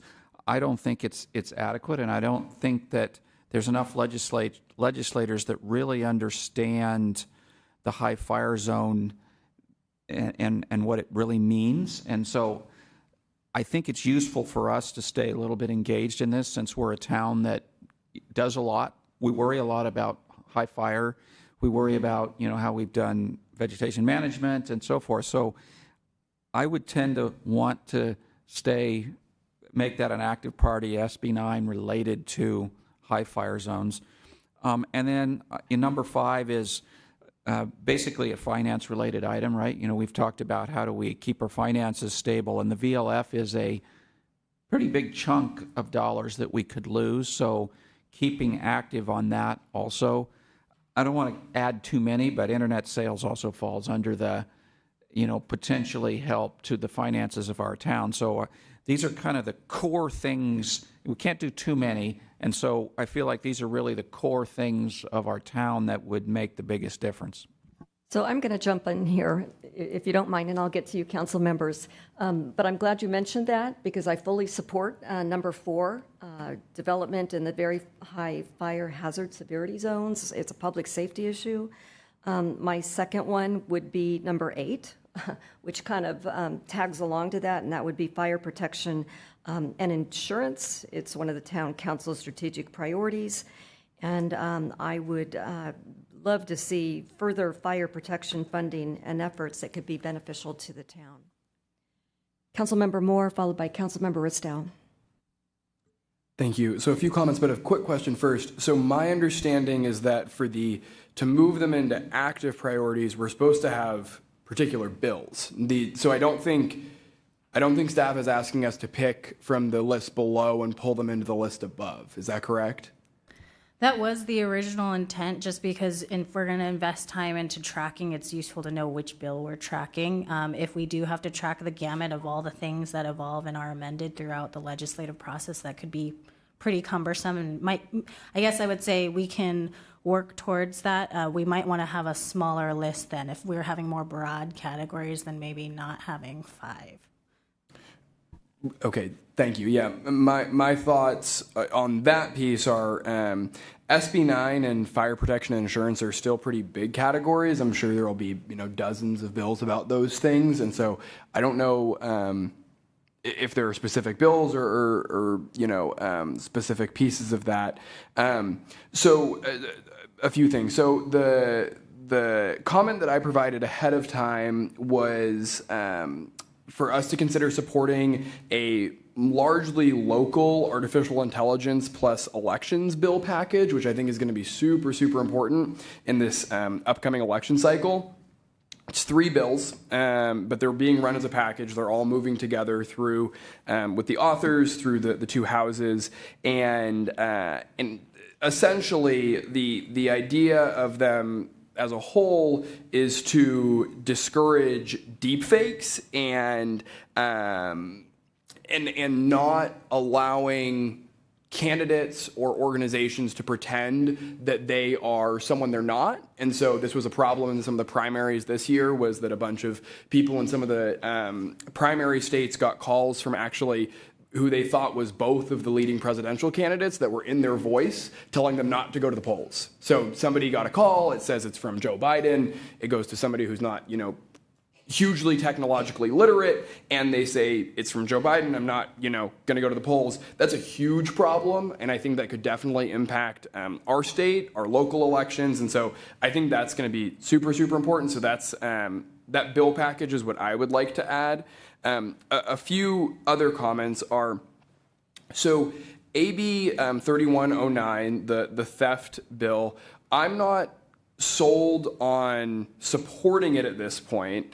I would be okay with monitoring it, keeping AB 3109 in the priority section, but there's another, actually Assemblymember Evan Lowe has another bill, which is AB 2814. Sorry to get overly into this, but that bill is specifically targeting porch theft, which I think sort of gets at the intent of what the other bill is, which basically allows people that commit porch theft to have, if they get caught with a bunch of things from a bunch of porches, they can get collected and charged as one stealing incident, which essentially, to me, is a more narrow,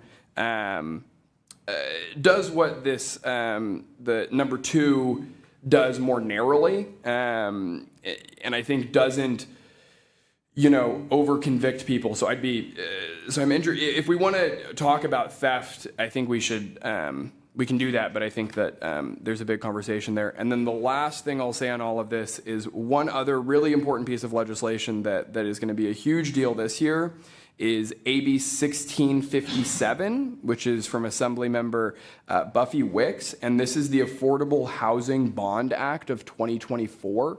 It's a $10 billion bond that is, at this point, looking like it's going to be placed on the November ballot, and so I think that's the money from the bond would specifically go towards emergency housing, multifamily housing, farm worker housing, home ownership for very low and low-income households, and down payment assistance for first-time home buyers. And so it does a lot of the affordability things that we talk a lot about. So those are a bunch of my thoughts about this. If folks have thoughts on my thoughts, let me know. Councilmember Rennie, followed by the Vice Mayor. And those sounds like good things to support. The problem I have is we're limited. We're saying we're limited in how much we really want to do. So I'm really focused on what are the things that really affect our ability to govern the town. That's why I pointed at the finance things. I pointed at the high fire zone issue that we're trying to fight in this town. And I would say that the AB 3109 doesn't mean we necessarily have to support it. We monitor it and look for where we could support it or where we can't support it. We can always ask for changes if you're that involved. I think it does affect our town because there are people that go beyond desperate and needing to steal. They have created a system out of this where you go around and you steal less than $950 many, many, many, many times. And it's a big drain on our police forces. We're it's something our police force has been involved in a lot. And, if they're trying to stop somebody from, robbing Lululemon or something of $800, and then they come back and do it again, our police, if they spend their effort, they catch them, and then really not much happens. And so finding a way that we can stop the systematic theft that is difficult for our, that our police, taking up our police time, I think is important. Vice Mayor. Yeah, it's been interesting to hear the comments, and I definitely share the concern over artificial intelligence and a whole series of things that are threatening our elections. And I really think we need to get on this as a state and as a nation. But I'm looking at Los Gatos and I'm saying, what's the lens that I put on this legislation, both in terms of how does it affect people's lives here, and can Los Gatos move the needle on these things? And so I think that the ones that have been proposed, the roundtable measure, monitoring 3109 and maybe looking for ways to improve it or make it more equitable, if that's the case, that there are ways to do that. But clearly there's a problem there that is disproportionately affecting Los Gatos because of our heart of our retail downtown. And so I would be very much in favor of devoting some effort to those two.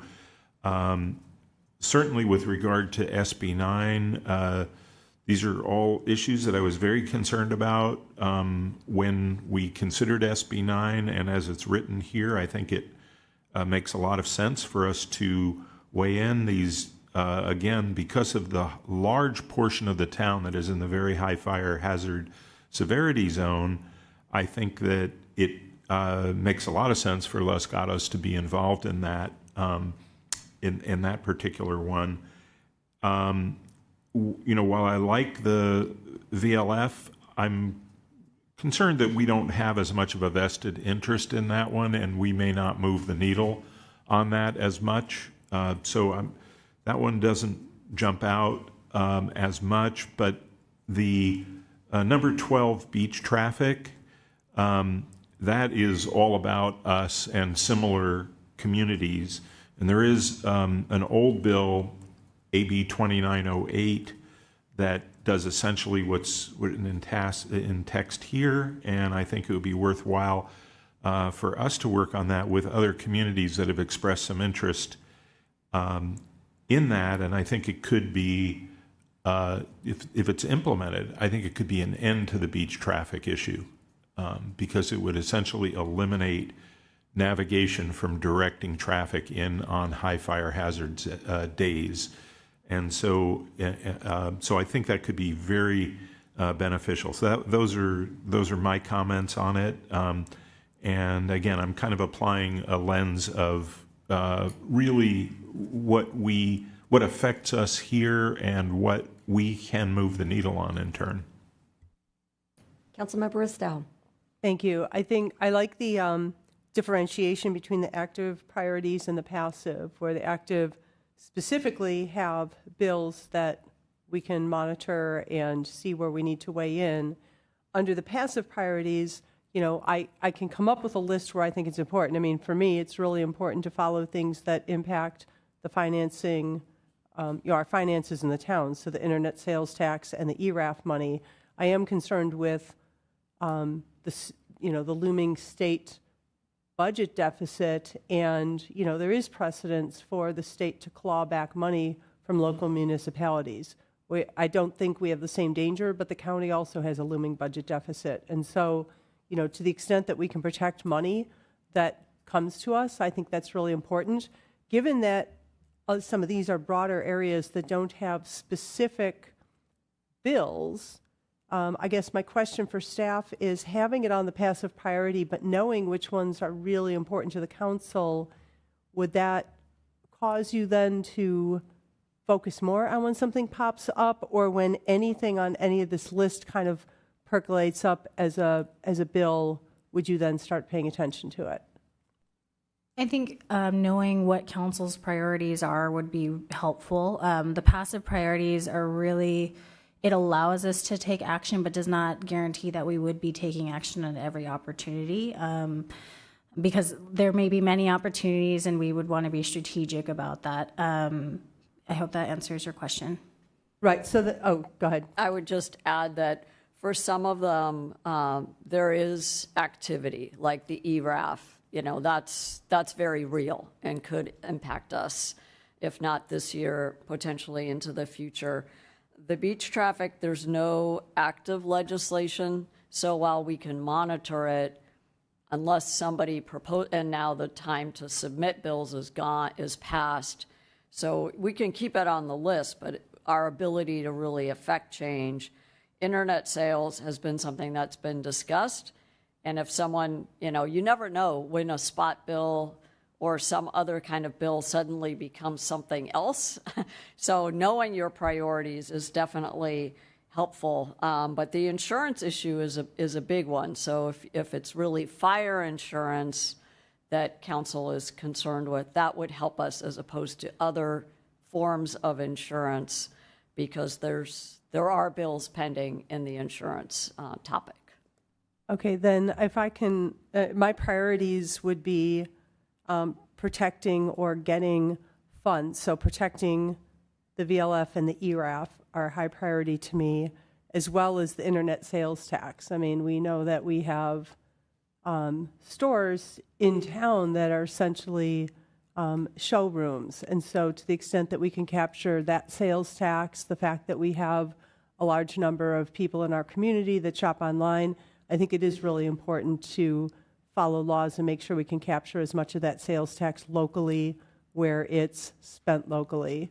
The other thing is fire protection is very high, and I would say, yeah, if we want to narrow down insurance, you know, I know that our mayor sees it on a regular basis, but I hear from residents over the years, and it just continues with people being dropped from fire insurance. And so I think we need to be following that, you know, and then couple that with our fire readiness and our, you know, brush abatement, so that we can maybe get a fresh look at, look, we're not as risky as you think, kind of thing.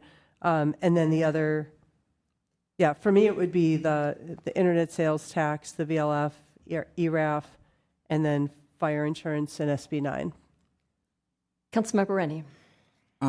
I would say I think Councilmember Hudis has the right of it, that which of these do we really move the needle on? So I think the VLF is really important, but every city is going to be worried about it. So adding our small voice to many, many voices is probably a waste of our time, I think was what he was implying. It's important to us, but it's not really special to us. It's everybody's got that issue. Things more like beach traffic, true, is through high fire zones or high fire areas, is something that's more specific to us, that cities like Sunnyvale aren't going to care about, and Mountain View is not going to care about, and cities all across, right? So there's going to be much smaller ones. So I think that's the right idea, thinking about what is really special to us, where there's not going to be as many others interested in it, and that's where our voice is going to be louder, because there's going to be less other voices. Councilmember Moore. Thank you, Mayor. So a couple of other comments. I think this is all great and helpful. So one thing on 2, so if we're not, maybe I could be more comfortable if we changed the language on 2 to say monitor AB 3109. And I think that's what we'd be doing anyway before we got to a support position. And then I hear all of the thoughts on you know, how these things are going to impact us. Especially, I also think it's important to think about when our legislators are pushing for certain things, and so I think that's just another piece of this. It sounds like there's, you know, some consensus around the passive priorities, are, you know, sort of approximately in the right order with 4, 5, 6, maybe moving up fire protection and then maybe calling it fire protection and fire insurance.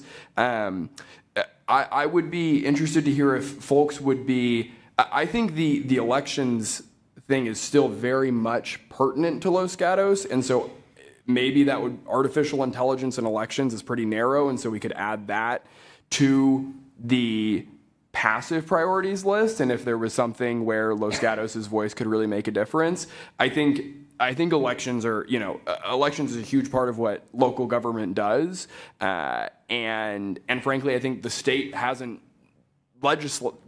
passed much legislation on AI so far, and so I think that's somewhere where we could, be a municipality that weighs in there in a productive way. So I would say I'd be interested in adding AI in elections to passive and then changing that language to monitoring. And then if Councilmember Risto has thoughts on the e-bike, what piece of the e-bikes, it sounds like classifications might be an interesting piece to look at. Okay. Councilmember Rennie? Just short. I would agree. It's a good idea to think about supporting the bills that our assembly member, for example, is put out. I don't know that we want to put much effort into that, but if it looks okay, we should be allowed to support it. I think. So adding that, I think passive is the right word. I'm okay to changing number 2 to monitor also rather than support. So Mayor, if I may, I think it might be helpful to actually have a motion because we have a lot of, there is a good amount of consensus, which is wonderful, but I think to just streamline the discussion, I think having specific motions might be very helpful. Thank you. I was keeping track of, some of the items I felt we may have had consensus on, and what I did hear from SB 9, that at least 4 council members felt that was a priority, that maybe we could move up from passive to active. Are you saying that we could take 1 to 3 from passive and move it up, or we just keep it as passive in its order? Well, I think we would like to know what are your actual active priorities, because now if we're just going to be monitoring AB 3109, that becomes more passive. Okay. We're not going to be writing letters. We're just going to be monitoring that one. Councilmember Rennie? I'll start with some motions. So let's do them in pieces so that we don't get stuck trying to, some want them, not want them. So starting with number 2, let's change it to monitor, which means look for opportunity, consider it and look for ways to maybe input how it could be, find that fine line that we're looking for. That's one motion. Councilmember Moore? Second. Any comments from council members? I probably won't support that motion. I'm very concerned about public safety and burdening our police department, and I see theft as being a real issue. So I would not want to monitor it. I would support it. Vice Mayor? I guess, what I'm thinking about with that one is that perhaps it comes back to the council when it's taken a little better shape, and that perhaps we would take, I would be in favor of taking a support on it if some of the equity issues were addressed during the process. So as it stands now, I'm okay with monitor, but it doesn't mean it's off the table, that it could be work for staff, it could be some letter writing, if it comes into shape as something that's more effective. So I'll support the motion, but with that comment. Councilmember Risto? Same. I think Councilmember Hudes hit the nail on the head. I mean, I think this is an important bill. I think it's important to our police department. It's important to our residents. And I hate to take it off of the support, although it sounds like there might be some work that can be done. So I would want it to be a little more than monitoring. And then because Councilmember Moore brought up another bill that addressed similar things, I'd like to add that bill with it, monitor it, and bring it back to the council when it's ready for support. So if I'm hearing correctly, that's a friendly amendment to add AB 2814, Lowe's Do the bill. monitoring. So, yeah, because when Vice Mayor Hude said monitor but bring it back, that actually keeps it more in an active role. We're going to have to, that's going to take staff resources. So if we can monitor it, but if there's an expectation that we return with these bills, then that's staff work. So it still stays active. So a question before I make it, before I request a friendly amendment, is that more work than if it stays under support? Well, I think clearly there's some different views on the part of the council. If you just said, just support it as is, or if it gets amended, continue to support it, that's easy for us to do. And I think, especially easy because our police chief is very active with Cal Chiefs. So she's monitoring legislation in that capacity. But monitoring, especially for equity, is going to take a little bit more staff work. We're happy to bring the bills back because I think it is important, especially given the equity concerns, that if council doesn't want to have 100% support, that there are ways that it could perhaps be improved. I don't think any amendments we might suggest, I don't know how effective we would be in the legislative process, but we could certainly monitor, and we're always happy to bring it back. But it is staff work, so just to be aware. Right, and then maybe we can mitigate that by not putting too many in the active area. But to the maker of the motion, is that an amendment you would entertain, or should we just leave the motion alone? Councilmember Rennie? So my motion was not to take it off the active. It's on the active, but not call it a support, call it a monitor. And I also mentioned looking for ways to create the balance that we're talking about with the equity, but also supporting our police force, basically, getting rid of, as I'd mentioned before, looking for ways to get the organized crime out of it. Councilmember Ristow. Okay, then I can support that motion as stated. If I could have a quick question from staff. If we change it to monitor instead of support, I think you said it could burden staff because we might need to do an amendment at a later date if we changed it. If you could just clarify that for me. So it will involve staff work, but I think if it remains an active priority, that's appropriate. Vice Mayor? Yeah, I would just wanted to add that one of the reasons I think it needs to be on the active list is not just our residents, but really our business district and the retail businesses that are being hit by this. Again, a disproportionate, as compared to some other communities. Okay, so we had a motion and a second.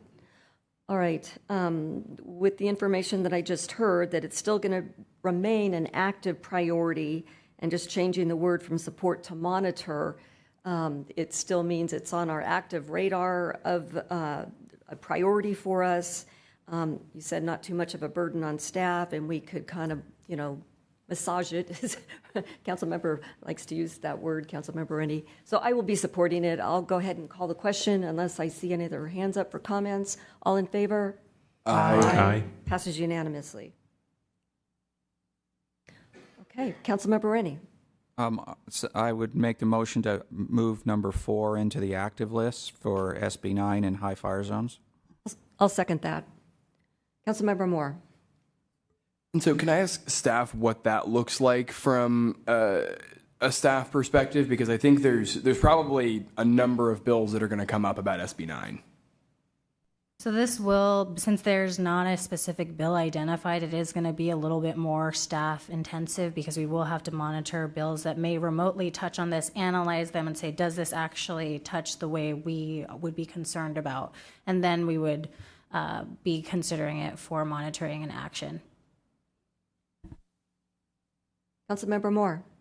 So following up on that, it sounds like from the council, the real interest with SB 9 is about very high fire severity zones. Is that right? We want to, That would be my interest in SB 9. But affordability requirements is a whole other thing. So through the mayor, what I said was SB 9 related to high fire zone was my motion. Thank you. Vice Mayor, did you have your hand up? Otherwise, I'm going to go to Councilmember Risto. Was there a second? I'll second the motion. I seconded the motion. Okay. All right. Any further comments? Seeing none, I'll call the question. All in favor? Aye. Passes unanimously. Councilmember Rennie. I'll make another motion to add Pellerin's bill to the related to the elections, deep fakes, and the AI to the passive list. Councilmember Moore. So I'll second, but what I had actually proposed was it's a 3-bill package, and I think if it's a passive, that's not too much work. My understanding was maybe we would do AI and elections as a category in passive to make it a little bit easier to monitor with maybe the understanding that there's these 3 bills. I don't know what staff's thought is on that. I actually think if the 3 bills are if this is the direction you go, the 3 bills being listed under passive would be easier because then we have a very narrow scope that we have to monitor and look at. So, Councilman Bernie, would you be okay with adding the 2 other bills? Could you state the numbers for the motion? So it's SB 1228 from Senator Steve Padilla, AB 2839 from Assemblymember Gail Pellerin, and AB 2655 from Assemblymember Mark Berman, which are all kind of talking about the same thing with deepfakes and elections. I accept that change to the motion. Okay. Any comments? I'll call the question. I don't know if we have a second. Oh, I thought we had a second. Councilmember Moore. Oh, so that is the second. Okay, I will call the question. All in favor? Aye. Opposed? Me? Passes 4-1. Councilmember Mayor, Badami opposed. And I do so because we have a pretty hefty passive priority list already. Okay, any other? Did you want to make a motion to raise or within the passive list? We heard a couple of comments about maybe 3 or 4 of these kind of being a little bit higher. They would still be passive, but a little bit higher on the priority list. Yes. And so I think if we could get a motion on those, that would be helpful. Yes, Vice Mayor. Yeah, the ones I'm interested in are the other fire safety ones. So I would, and I think that's correct. They should be passive because work needs to be done on them. But I would say 8 and 12 to have a higher priority on the passive list. And what I'm thinking about, for instance, on the beach traffic, there was a very old draft, AB 2908. There is interest of some other communities in Cal Cities in working with us on that. And so, again, I would not see us taking the lead or drafting legislation, but simply participating with some other cities to try to get something moving there, understanding it isn't going to happen this session because there's no bill this session, but to get it a little bit higher priority, as well as the insurance or fire insurance specifically. We have a large number of residents that have lost commercial fire insurance, are now under the FAIR plan, and they are paying between the FAIR plan and a private plan, they are paying 3 to 4 times as much for their insurance and getting worse insurance than they were getting when they were on private. And we're going to be hearing about this a lot from our residents. So I would suggest 8 and 12. I'm going to second that. And as you all know, I can attest to all the reasons stated. So I firmly provide a second on that. Councilmember Rennie? If I could ask for an amendment to the motion to make it a little more specific rather than move them up, I would ask if we move 8 and 10 above VLF to make it set effectively number 5. 8 and 12? Sorry, 8 and 12, yes. Yes, I would accept that. I accept that as well. Any comments? Seeing none, I'll call the question. All in favor? Aye. Passes unanimously. Any other motions? Can I just ask for a clarification? I think it's inherent in the motion, but I just want to make sure, going back to Councilmember Rennie's motion on adding the elections and AI package to the passive list, that's to support them, correct? I just want to make sure, because it said to add them, but I just want to make sure what our position is. Well, we can't just blindly support a bill with that title. The idea is, yes, we want to support something like that, but just because something's out there, we need to be careful about what's written. It could look good, and then it could change to something that's not acceptable. So the intention was, yes, we want to support it, but not blindly. And does that second or agree with that? Okay. Okay. I see no other hands raised, so I believe we can, Councilmember Moore. I'm just going to comment on one other thing. So I think just a contextual, I meant to say this earlier, the housing, that is number 9 on here, is a huge category. I'll just reiterate that I think that WICS bill is going to, AB 1657 is going to be probably the biggest housing bill this legislative cycle. The legislature is not looking, from my understanding, and the Cal City's briefs that the Vice Mayor and I at least have been in, what we've been hearing from the legislature and lobbyists is that there's not a whole lot of focus on a lot of the SB 910 kind of legislation. That's a bunch of zoning amendments. It's more on the finance side and trying to get affordable housing built. And so that would be kind of the lens I would, as we passively monitor this, I think, specifically on kind of deed-restricted affordable housing and that WICS bill would be my kind of 2 cents on housing. Vice Mayor. Yeah, I agree that I really think the state needs to shift from trying to coerce and incentivize to actually funding housing, and that's been the mistake that we've had. That's allowed, because all of these incentivizations have benefited luxury home development over affordable housing, and that it's a real shame that that's what's happened. But I think the state needs to help us fund affordable housing. It cannot be state-run housing. It has to be the right mix. The only concern I had is in looking at the bill in the Cal Cities meeting, I was concerned about Los Gatos being able to get any share of that, just the way the big guys are muscling in on it. And so I'd want to take a close look at whether there's even any possibility. Because, frankly, that's what I feel like I was elected to do, is to help improve things here, not necessarily in other communities. So while it should be, I think it should be something to look at, I think that where it is now, I'm not comfortable in supporting what I saw in the Cal Cities meeting, because I didn't think we would get our fair share.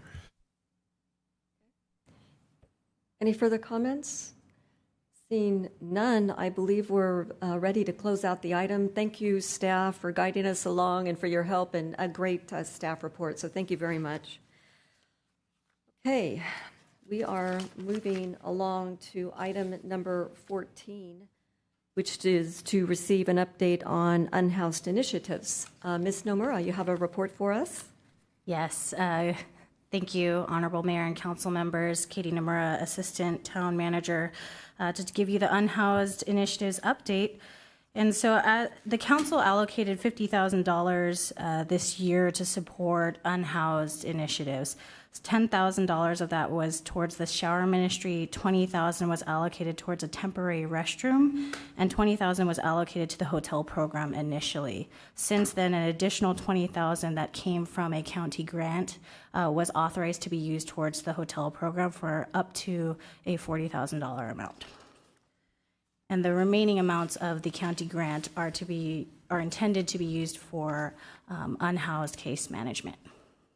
And so as part of this update, I just wanted to let you know that additional funding for the shower program has allowed them to extend their program till December 2024, which is fantastic. They estimate over 500 visits to the showers occur in a year, and there is regular expression of gratefulness and appreciation for this program, which also provides lunch and supplies to our unhoused neighbors. Since the current funding supports the program through December 5th of 2024, only an estimated $4,350 would be needed to continue the program in the next fiscal year. The food pantry program is currently supported through the community grant process. They received $6,000 this year, which ends on June 30th, 2024. Each week, the pantry gives out grocery bags of canned and fresh food to our unhoused neighbors, with up to 18 participants in any given week. They are also very grateful for the support they receive. It is estimated that $6,000 would be needed to continue supporting the program next fiscal year. For the temporary restroom, we initially partnered with Los Gatos Music and Arts to provide that temporary restroom service.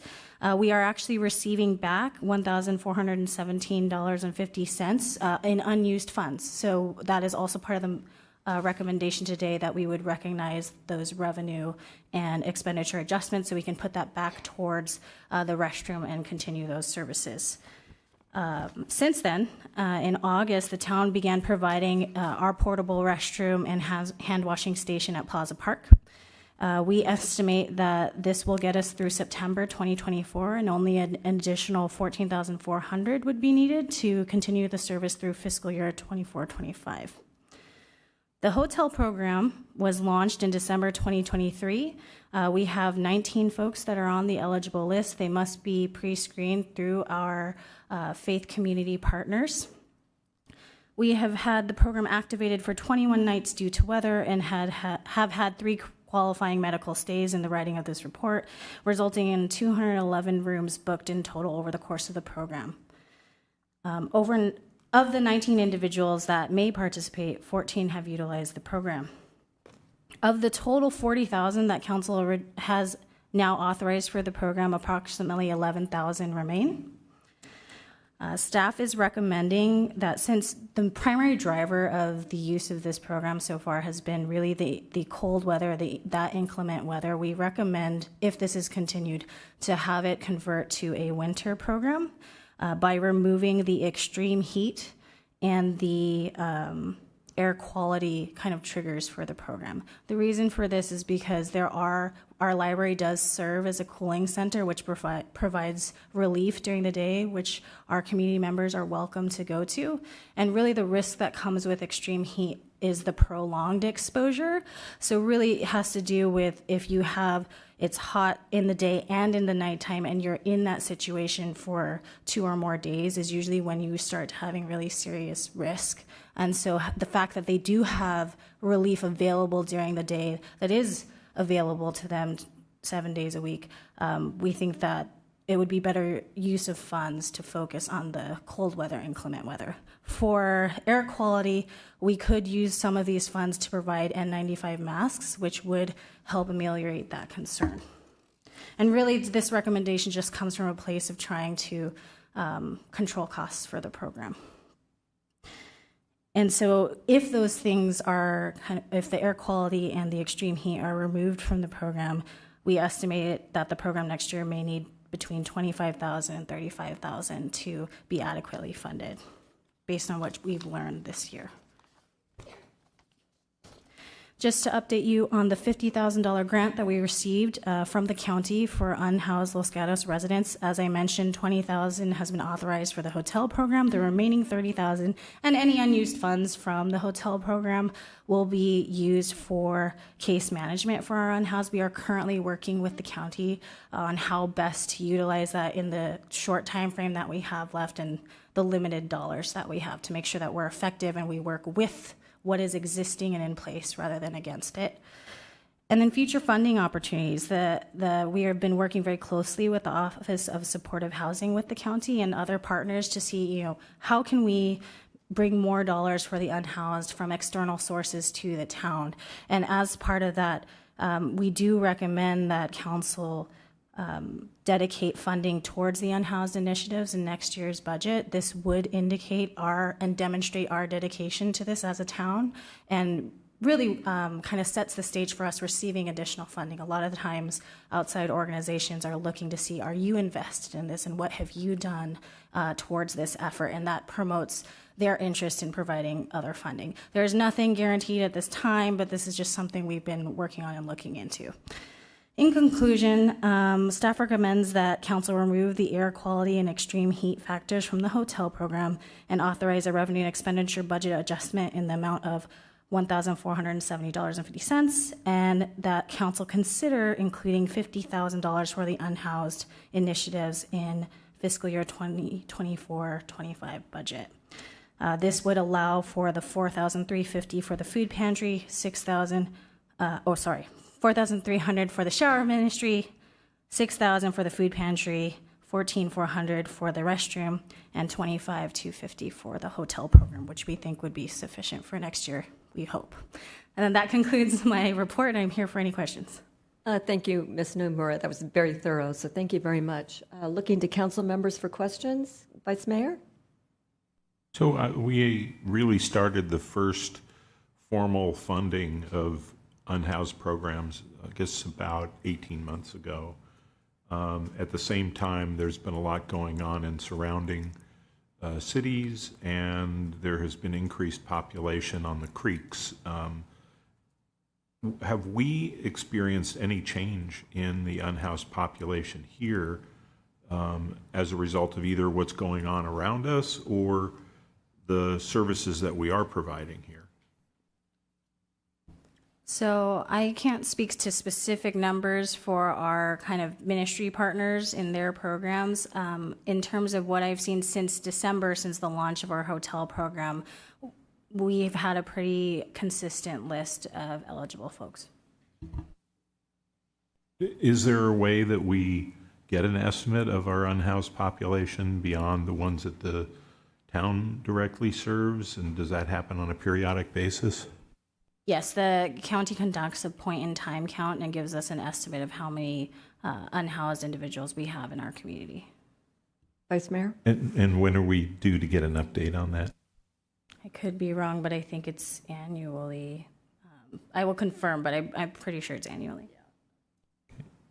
So I would be interested in that as we get to the budget item for next year, not so much for tonight's action. We are asking, though, for budget direction tonight because we are in the midst of preparing the proposed budget. It doesn't commit the council to approving it in the final budget, but it would be helpful to understand what you'd like to see in the proposed budget on this matter. Thank you. Thank you. Any further questions? Councilmember Moore? Thank you, Mayor.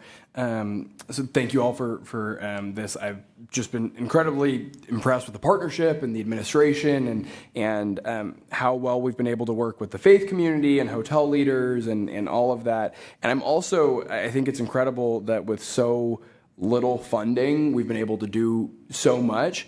I'm curious if we've done any sort of, informal focus group with the folks who have been recipients and how it's going from the perspective of the people we're serving. If I may. Yes. So we, luckily, due to our great faith community partners, they see our folks every week at their programs. And so we actually have a standing meeting with our faith community partners. We get updates from their interactions and what feedback we're getting from our unhoused neighbors. And they're expressing a lot of gratitude. They're very grateful to be able to know what it's like to have shelter during inclement weather and not have to worry as much as they did before. And also the medical stays have been very valuable for our unhoused.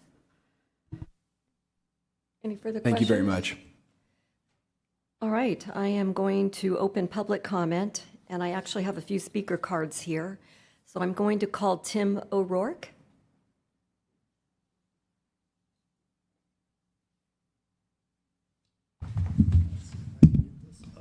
There we go.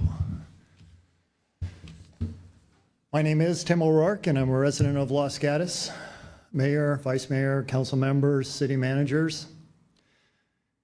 As a member of St. Vincent de Paul at St. Mary's Church, serving with the unhoused here in Los Gatos, I want to express my gratitude for this council's support by funding last year's unhoused initiatives.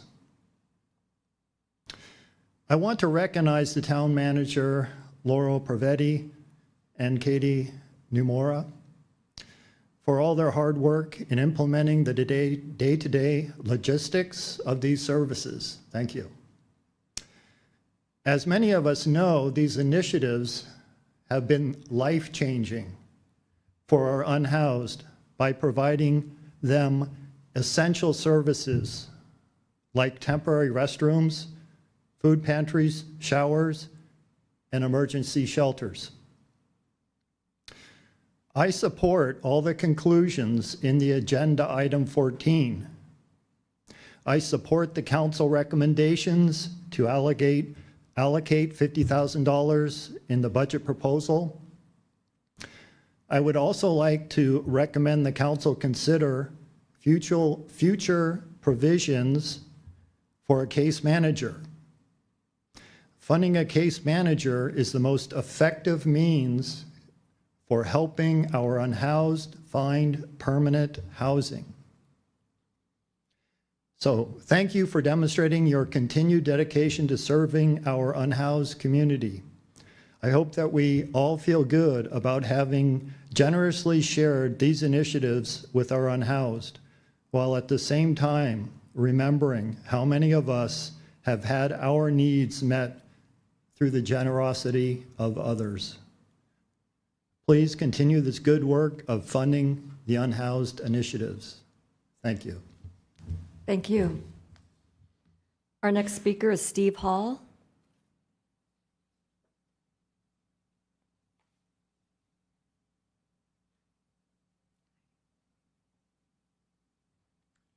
Good evening, Town Council, City Manager, everyone in the room. I'm not quite as polished as Tim is, but I want to let you know the impact that you've had on these people's lives is just amazing. I mean, it's just a transformation, not only on their lives, but on the lives of their families and the people that know them, and the impact on our lives and the impact on our families' lives, where my children, my grandchildren can see and understand the appreciation of being compassionate and giving back. Now, a real big shout out to Laurel and Katie and how they have been so instrumental in managing the monies that you guys have allocated to this and doing it to just really managing the nickels, where we meet at least once a week just as a touch base to see what's going on and what needs to happen. And with the dedication and the going the extra mile that you guys have shown, it's just incredible. And it really has set in motion, I think, a paradigm of how we work with each other collaboratively to move things forward. So I look forward to years of building that relationship and leveraging it, not only on the homeless projects, but on other areas as well. So thank you so much. Mr. Hall, yeah. I want to thank you for recognizing and praising our staff. And your speech was very polished. So thank you. Thank you. Next speaker is Jeff Suzuki.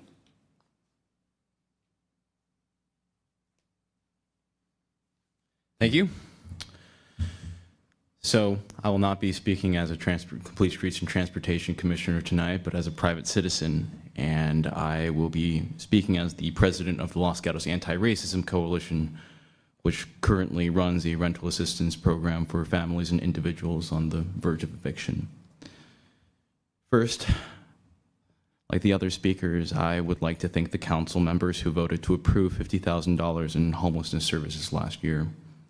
I ask that you approve $50,000 more. It is obvious to anyone who has observed this program in action that incredible work has been achieved with these resources. And I would also like to express my deepest admiration and appreciation to those who have been directly involved in helping struggling families and individuals in our community. Your work has kept people alive. And as a town, we must go beyond survival as the main object of our efforts. For this reason, I would like to speak wholeheartedly in favor of doing whatever is necessary to adopt a case management system. We need a fully systematized approach, a process that takes an individual from homelessness to housing. Because right now, whether an individual in Los Gatos is able to gain access to shelter or transitional housing is effectively happenstance. This isn't a matter that should be left to chance. And if there is a window where there is transitional housing units that are available in the county, and we do not have case management resources, we will have missed out on the chance to elevate someone off the streets. Santa Clara County matched our $50,000 budget for homelessness services, and from them, we currently have approximately $30,000 set aside for case management.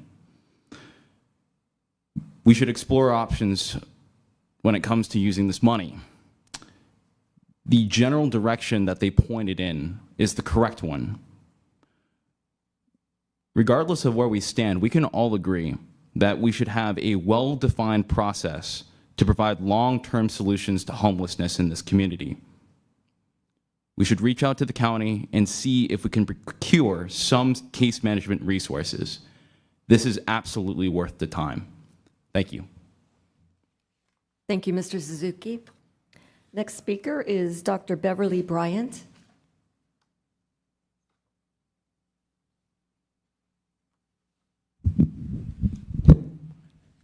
Thank you, Mayor Badami and members of the council, and special thanks to the two staff people who've led this program. I'm a member of St. Luke's Parish. I have been working at this effort for homeless for about 20 years or more, actually. I live at 16940 Placer Oaks Road. I have for the past 30 years, and I'm a proud Los Gatos. But I'm really proud of this town, because I deal with local government. That's my job. But this is what local government is all about, taking care of the people who live in the towns. The impact that you've had, I've heard about it. I know this program for shelter in inclement weather is key to keeping people alive. Local government is where we need to direct resources, and we thank you for what you've done. I ask you to continue the resources that you've attributed from this year, continue them as a budget item, as a line item in your budget, because you will know that you make a difference. It's an innovative program. It's a model program. I think you need to blow your own horn and say, this is what we're doing in our little tiny town to make a difference for unhoused people with a very little bit of money. I mean, relatively, I understand that it's a lot of money as far as I'm concerned. Thank you for your help for the unhoused. Los Gatos is doing the right thing. Keep up the good work. I appreciate it. We appreciate you. Thank you, Dr. Bryant. Thank you. Thank you. All right. No more speaker cards. Do we have any hands raised on Zoom? There are no hands raised on Zoom.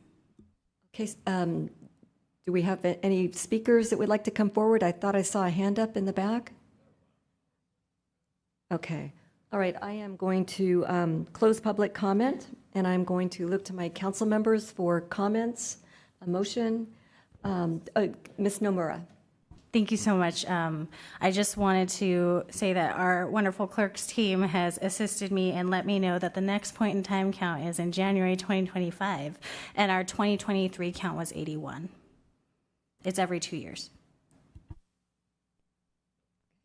Councilmember Moore. Thank you. Yeah, to that point, I was actually going to share something that came from one of our lovely business owners that we have as an attachment here. I won't read the whole thing, but Margaret Smith, who owns Domus in Los Gatos, says, as a member of the business community, I can tell you that I had a very visceral positive reaction during the recent downpours because of this hotel program. I realized one evening that I no longer had an unhoused person huddled up against the wall at the back of Domus, doing his or her best to stay out of the rain. As I drove down North Santa Cruz to drop off mail, and then down Main Street, I realized I didn't see any unhoused huddled up against any buildings. This was so different than the past. Because of the hotel program, the unhoused now have an option to stay inside during severe weather. I urge you to continue the Unhoused Initiatives program and provide ongoing funding to the organizations doing this work. And I just think that's a huge testament to the difference that this has made. There are other comments that we received from other faith leaders, but I think this program really is a model of how, with a relatively small amount of funding, we can do something that really genuinely impacts people's lives. In Santa Clara County, I've shared this before, but 80% of the people that are homeless in Santa Clara County are born and raised in Santa Clara County. So we are helping the people that are from our community. I know many of our unhoused went to Los Gatos High School, and so I think it's so incredibly important that we continue the amazing work that's already been done. I'm sorry, I closed public comment. I support what you stated, Councilmember Moore. I think this has been a very effective program, and I know we have a lot of people that are very grateful to have it. Thank you to our faith leaders in the community for all that you do, and I'm really proud, too, that staff got the recognition that they deserve for their hard work, including the town clerks for pointing out some information. Vice Mayor. I would just add a comment that I was skeptical about the program, particularly the hotel program. I was concerned about the controls, or not having some controls that some other communities had on administering the program, and I was wrong.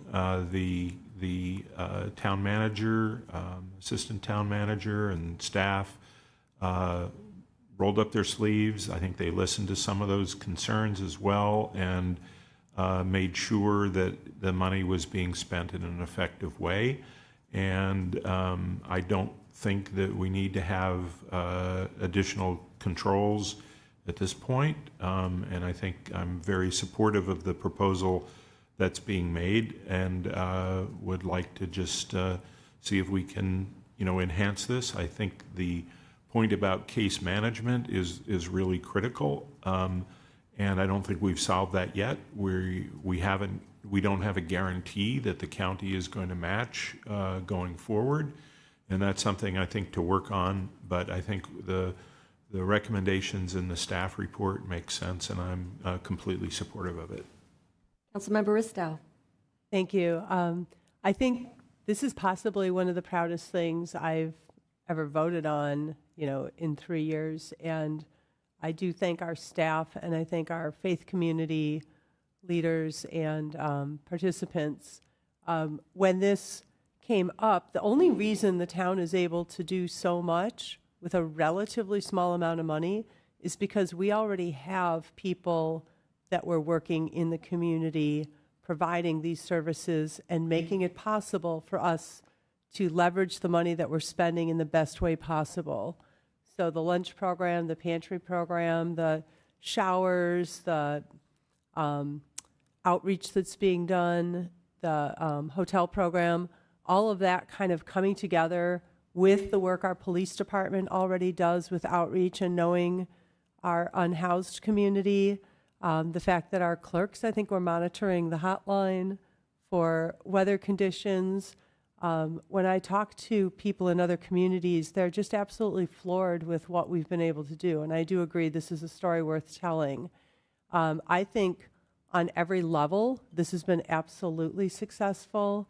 I am completely committed to continuing this. We don't know what the county will fund, but we do know that if we don't continue this work, we will not attract more funding to make this better and more robust.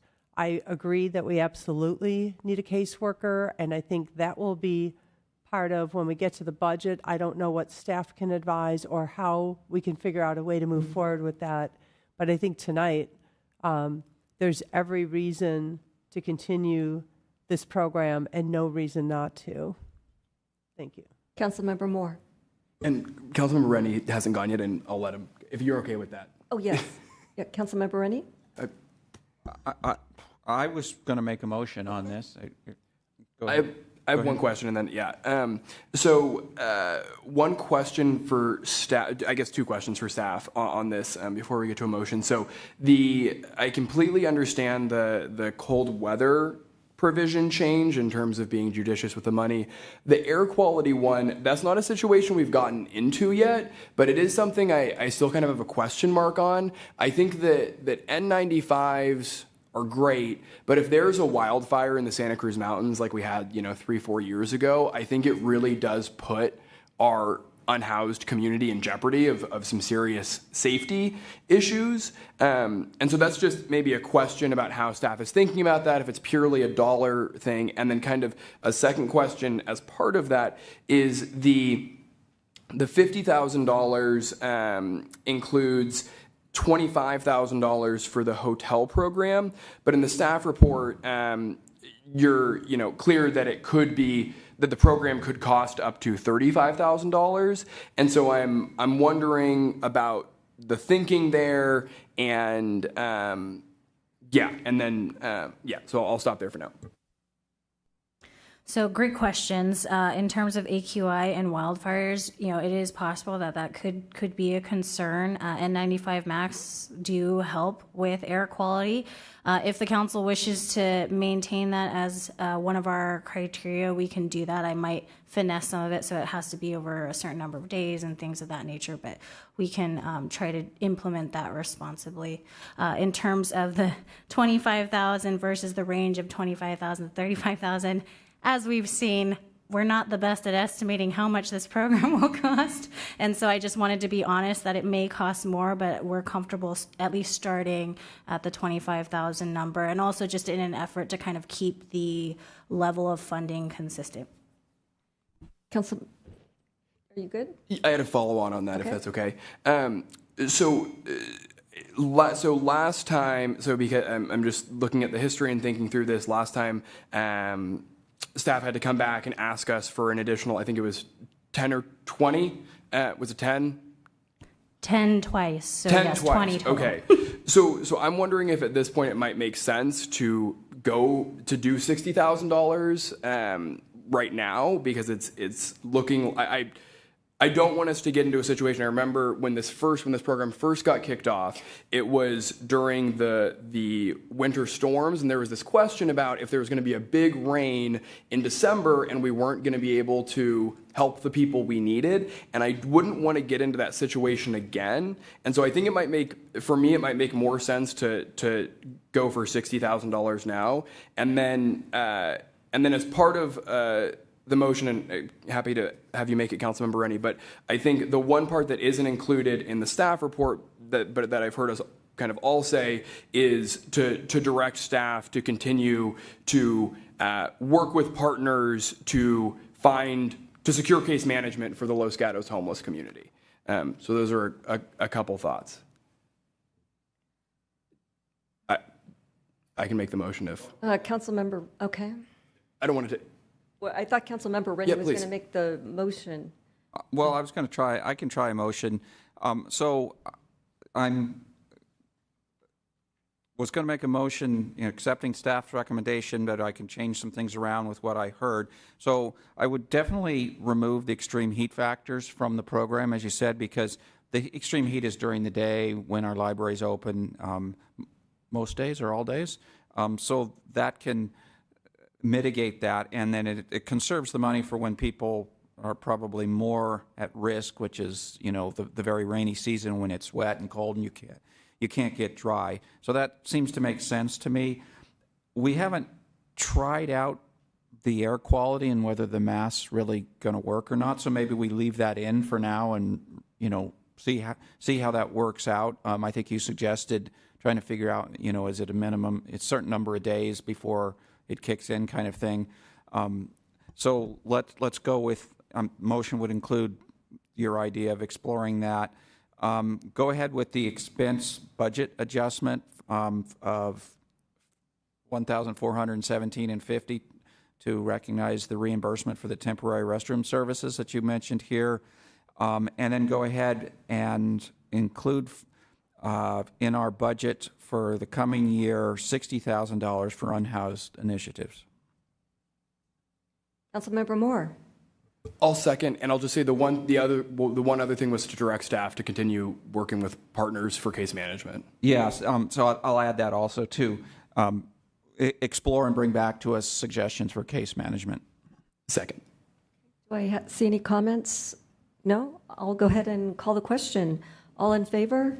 Aye. Passes unanimously. Okay.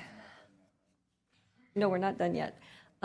We're moving on to council and manager matters. So let's start with council matters. I'll start down at the end with Councilmember Ristow. Okay, thank you. At the March Silicon Valley Clean Energy Board meeting, I stood in for Councilmember Rennie as the alternate. The Board of Directors recognized outgoing CEO Garish Balachandran for his leadership of SVCE since 2018. Monica Badillo will assume the role of CEO on March 21st.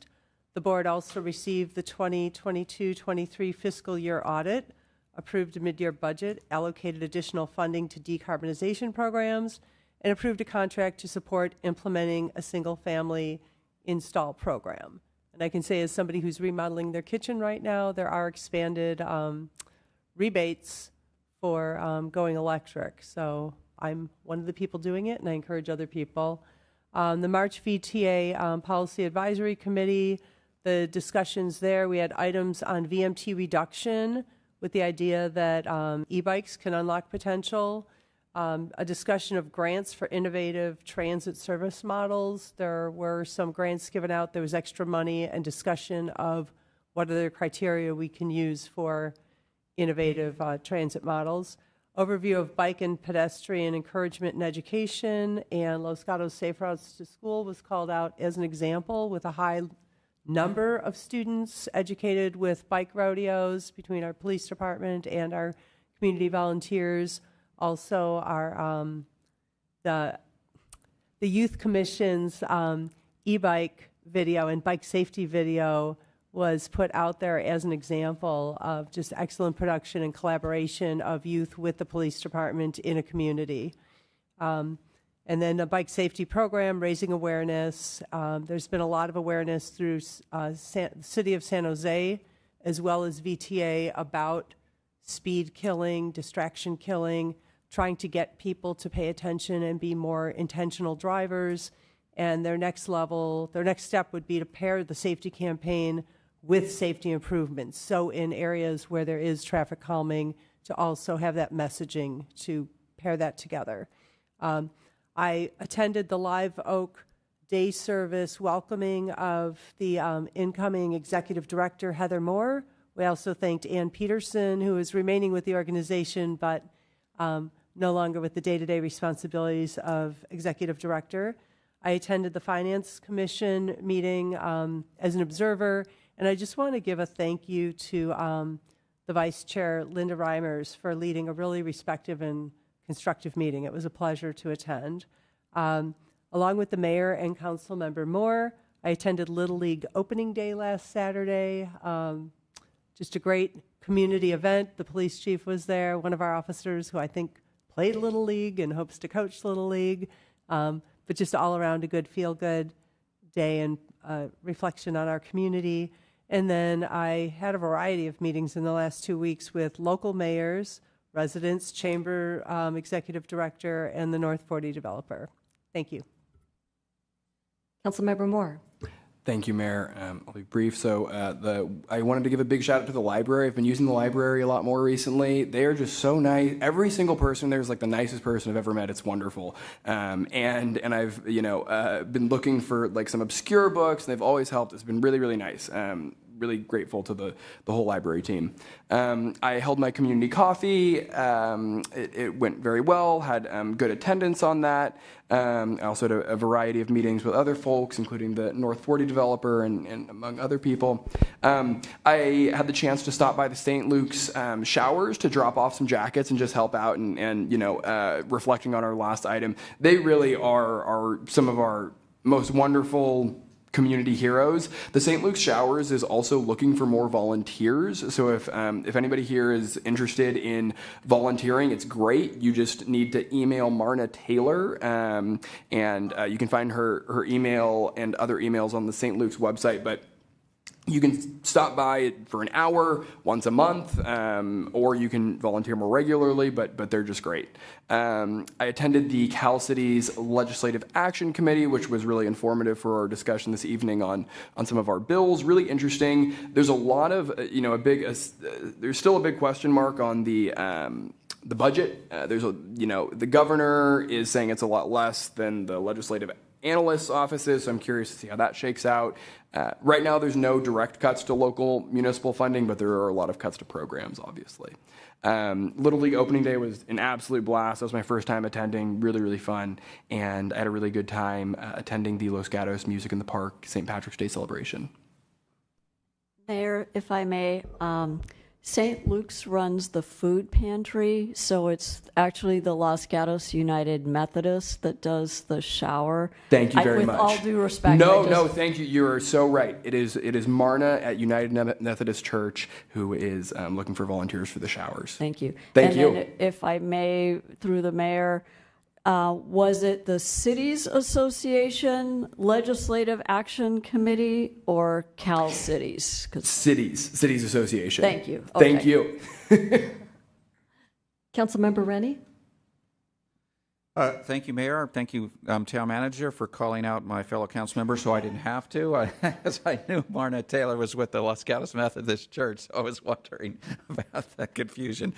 Anyway, I was out of town, so thank you, Councilmember Risto, for filling in for me. I missed some of the other Little League things and so forth. But I did manage to meet with the NUMU director and one of the board members there to talk about NUMU some.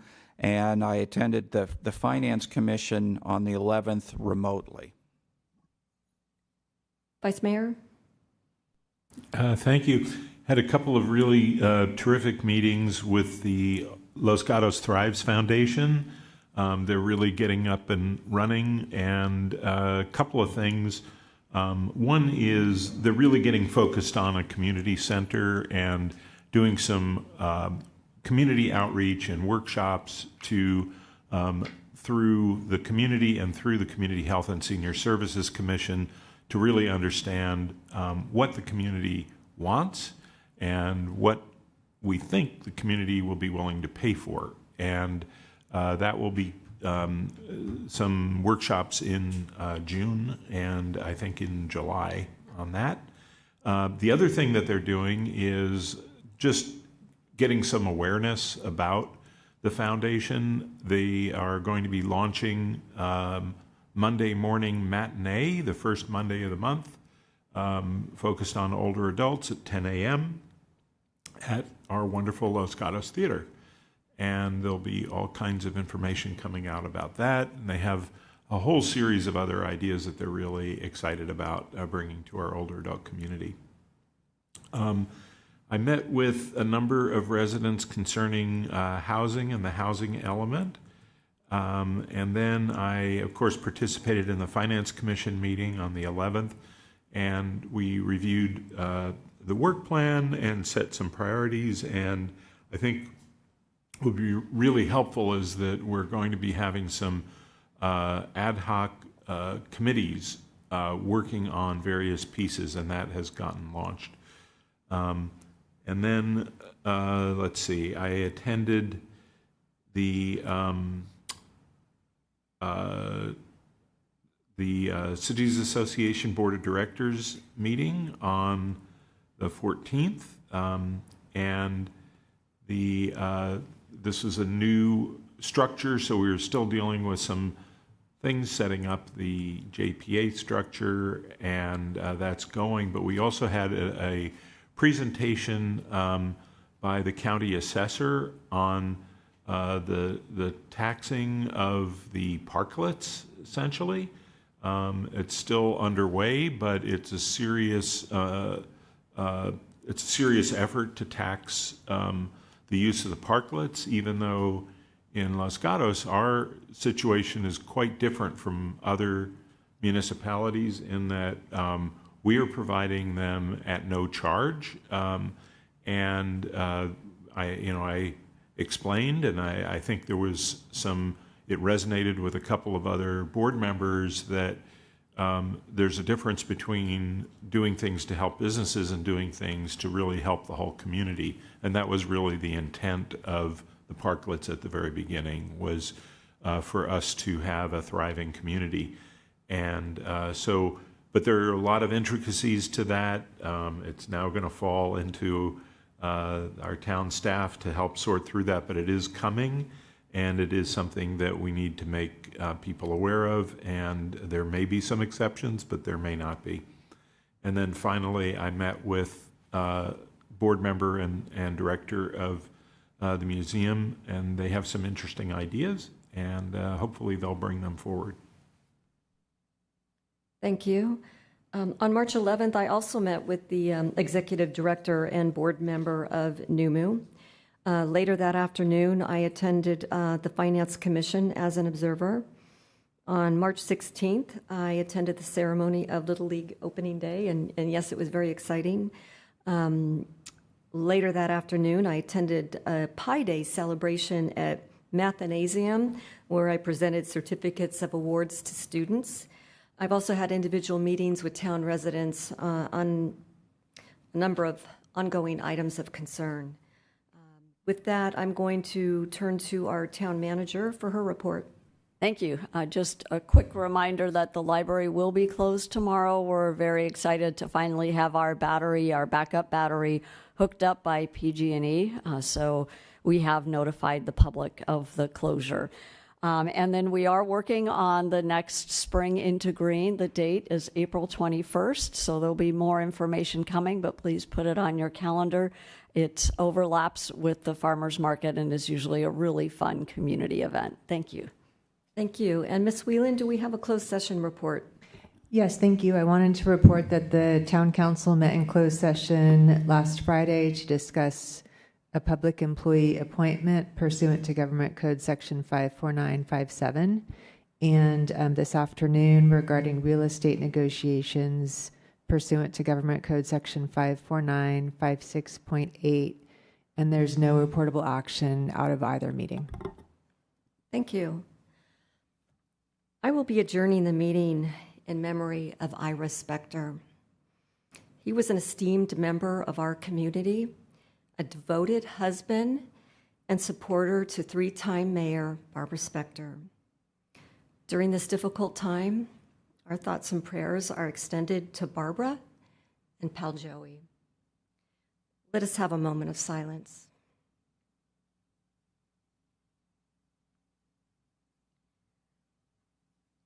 This meeting is adjourned.